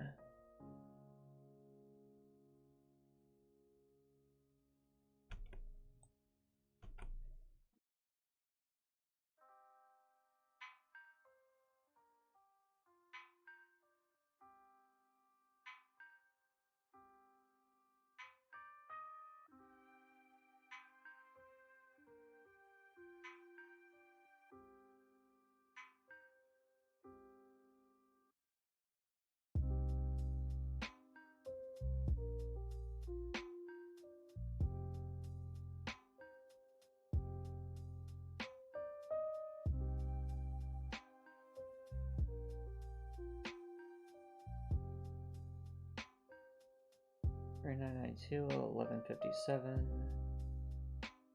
Oh, actually, 3992, 11, 3991, 1148. 39, 11, 1148. Yeah.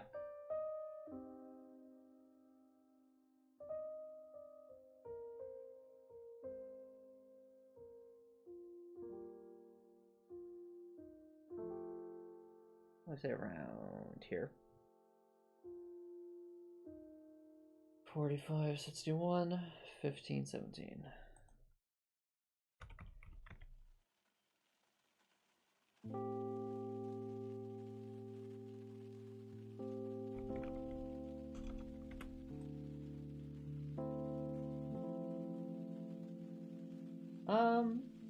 Sure, I don't see why not, Copper Nicholson.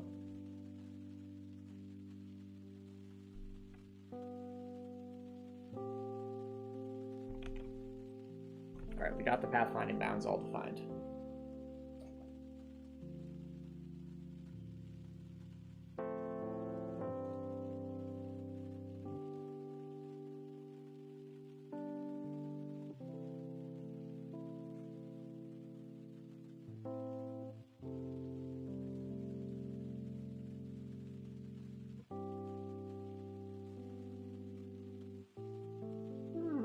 I'm fine, Copper Nicholson, but thanks for the offer.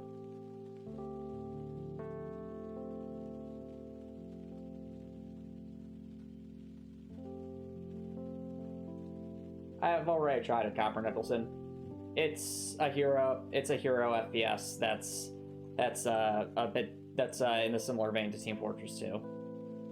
And at least with my personal tastes right now in video games, I enjoyed playing games like TF2 when I was much younger, like in middle school. But now, as you've probably seen, action RPGs and strategy RPGs and platformers are more my interest. So, thanks, but no. Yep.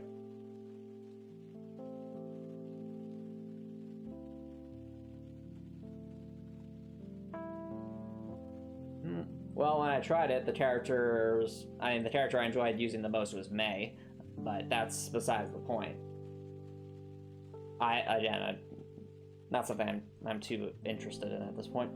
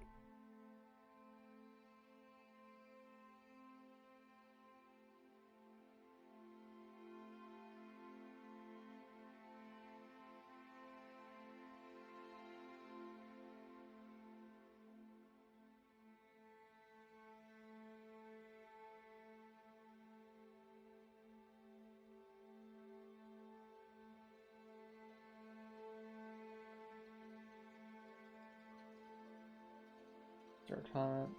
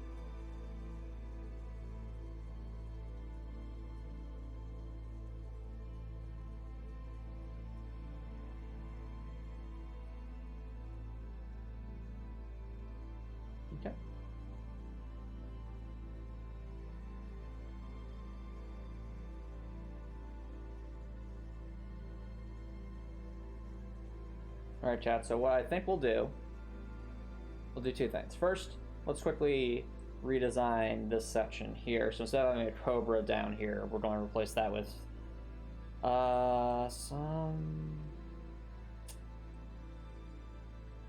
Don't want to go too heavy on the rattlesnake spam on this side of the map, so let's go with some orca brattles, I think.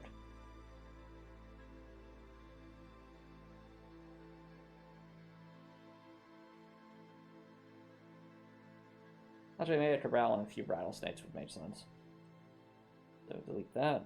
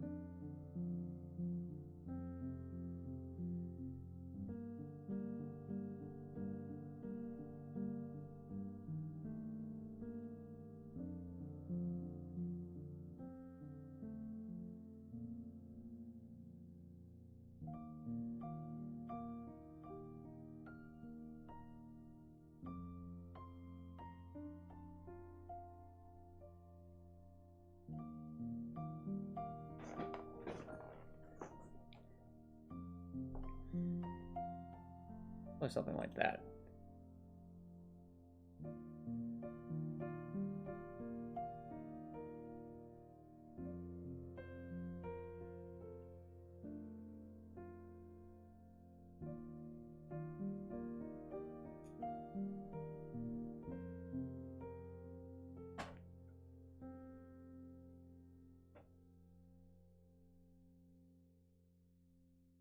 Alright, so I'll redesign that area to avoid having a Cobra down there.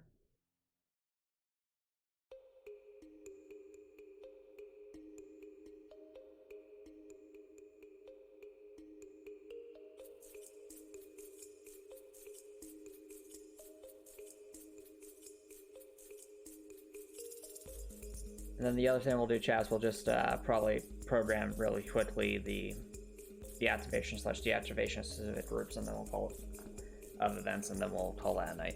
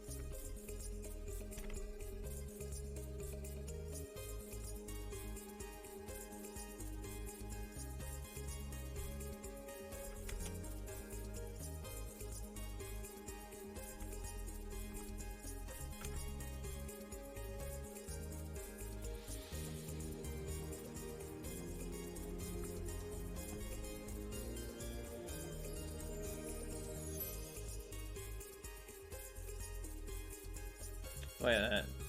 That ain't right.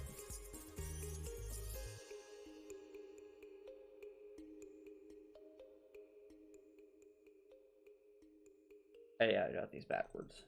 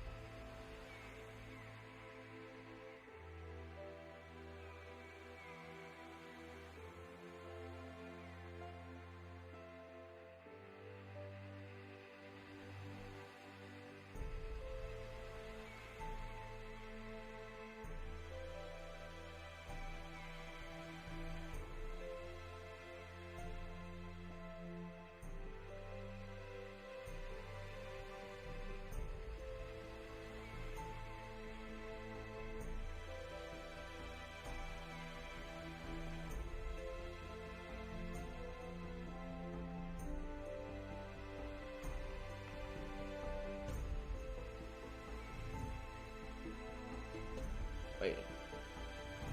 Oh, I made a mistake.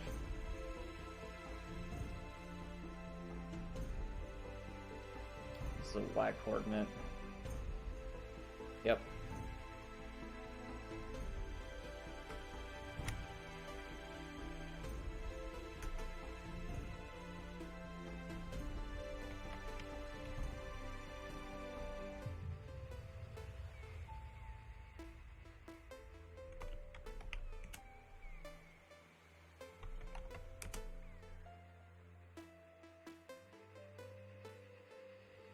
All right.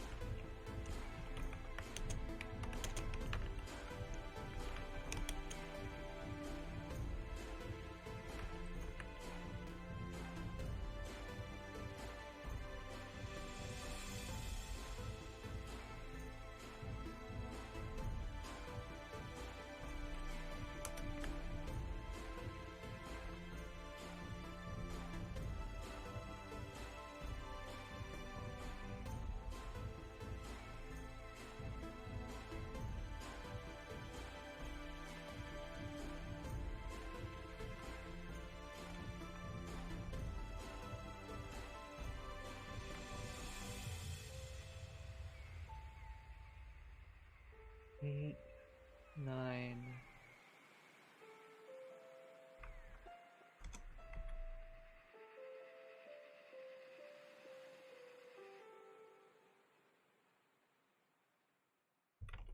All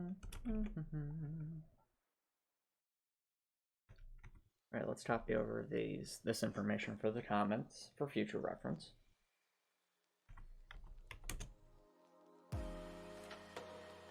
$13.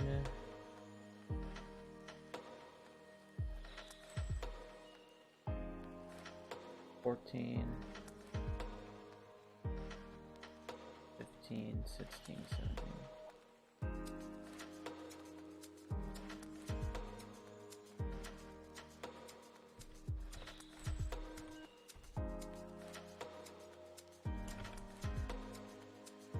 All right. I'll tell you the truth.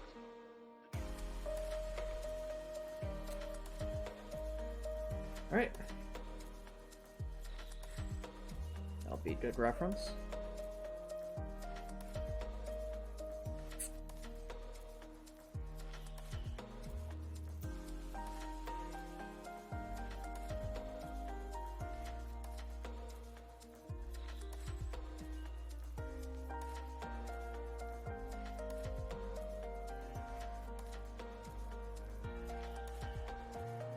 Remember all the happy times we had? do the next one.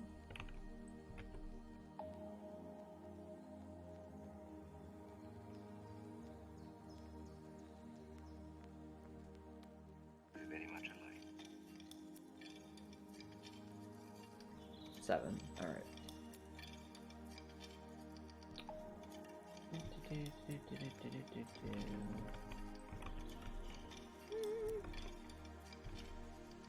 Remember all the happy times we had?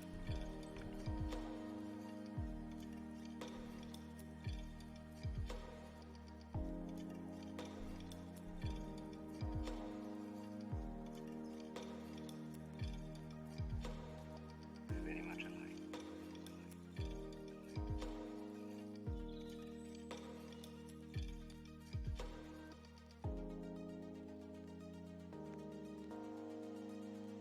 All right. I'll tell you the truth.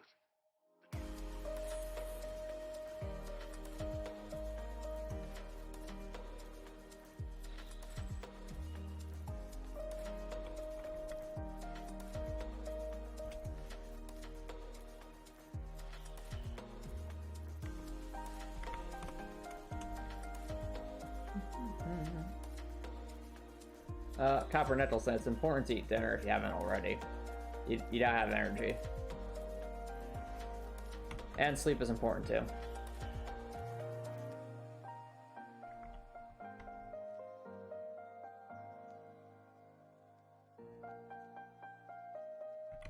So I say probably eat first, then sleep.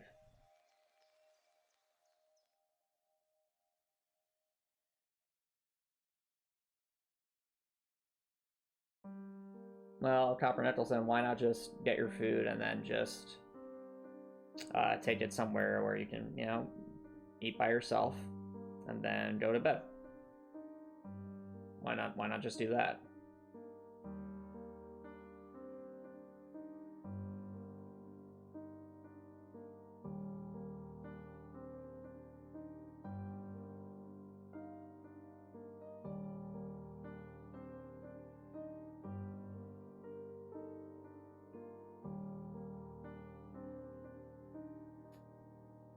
I mean, could you eat outdoors or in your car or something? Just a thought.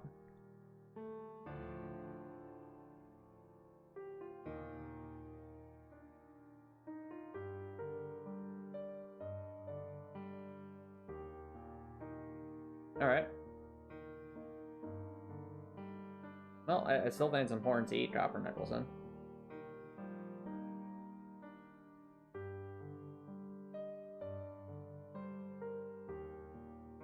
And the way I say it, Copper Nicholson, if you've ever like eaten food inside your car before, then you can probably eat anything inside your car if you really so desired.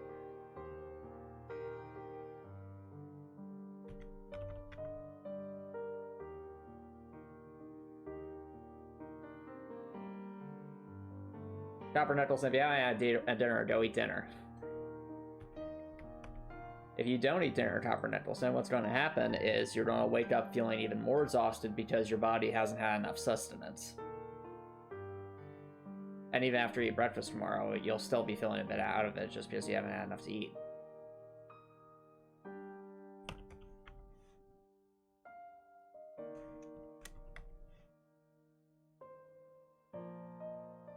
And then, Copper Nicholson, I'll repeat myself. It's important to eat meals consistently. If you don't, you're going to be very, very, very low on energy, all other things considered. It completely messes up your body cycle.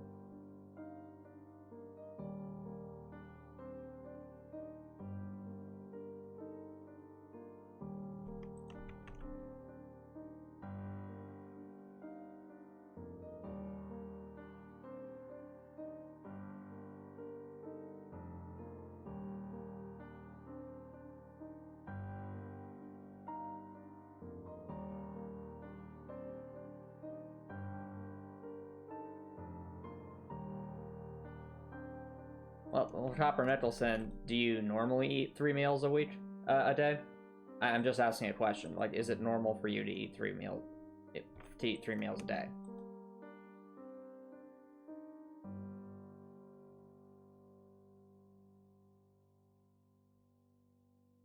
All right, different question, Copper Nicholson. Are you trying to lose weight?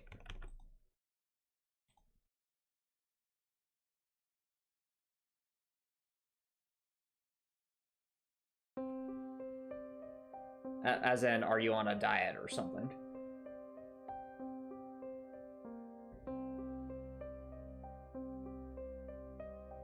That wasn't my question, Copper Nicholson. My question is, are you on a diet?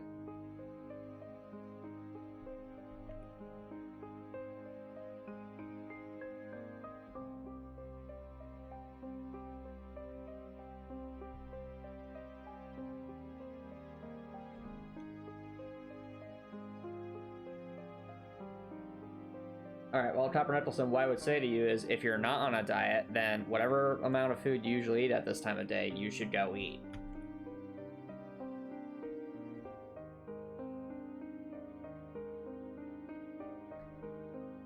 If on the other hand you are on a diet, then you need to plan any kind of fasting a bit more carefully. So that way you're still getting enough food to, you know, get you through the day, but little enough so that you're burning more than you're consuming, so that you lose weight.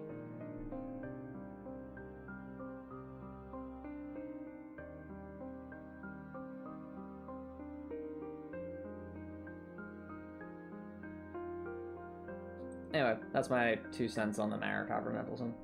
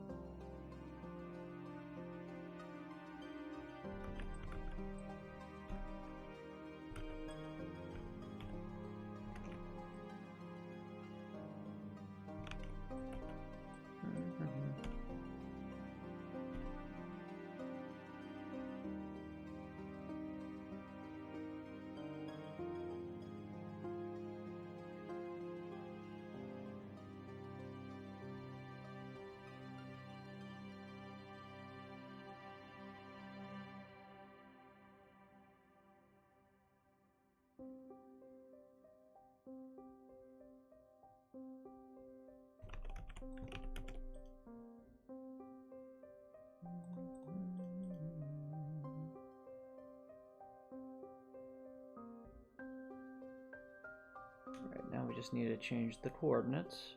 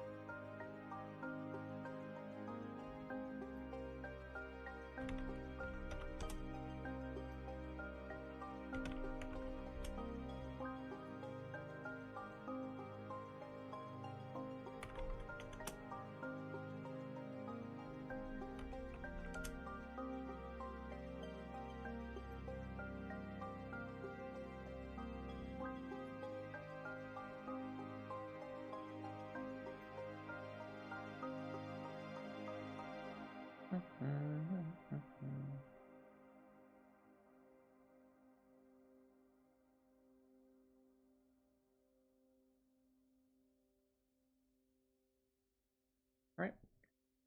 Time for the next group.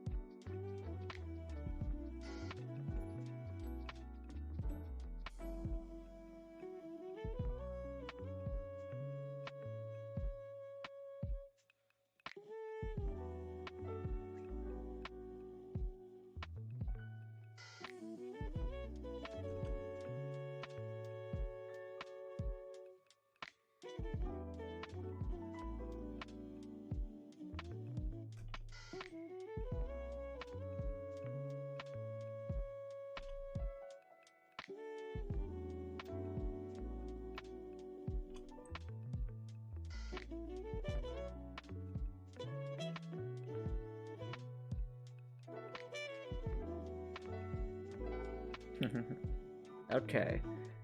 So this is group 6.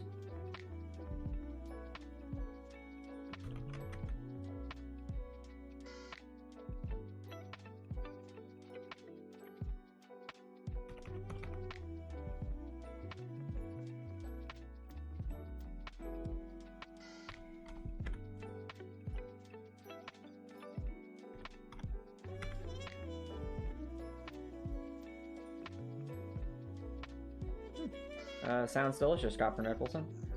Enjoy.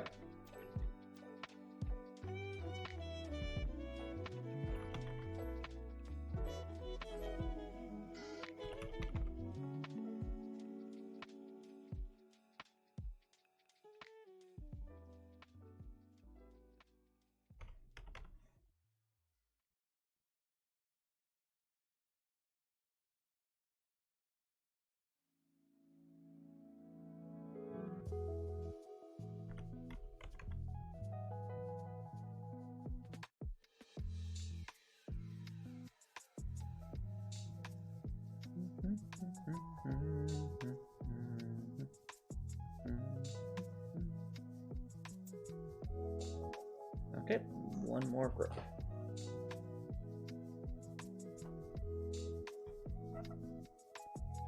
Depends on your beliefs, Dr. Nicholson.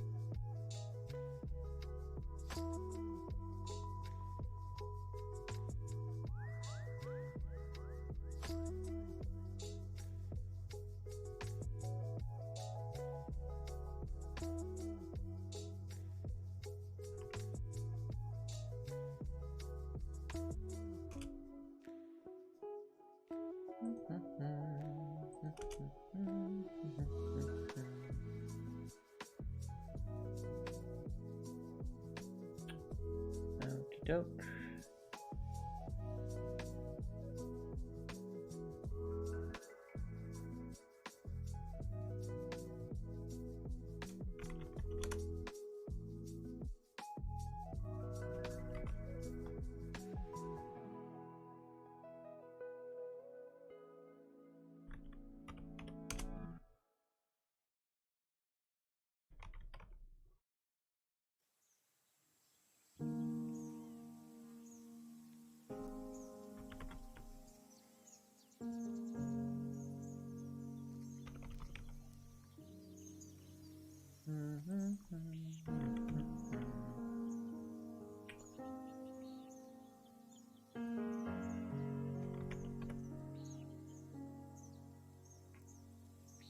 All right.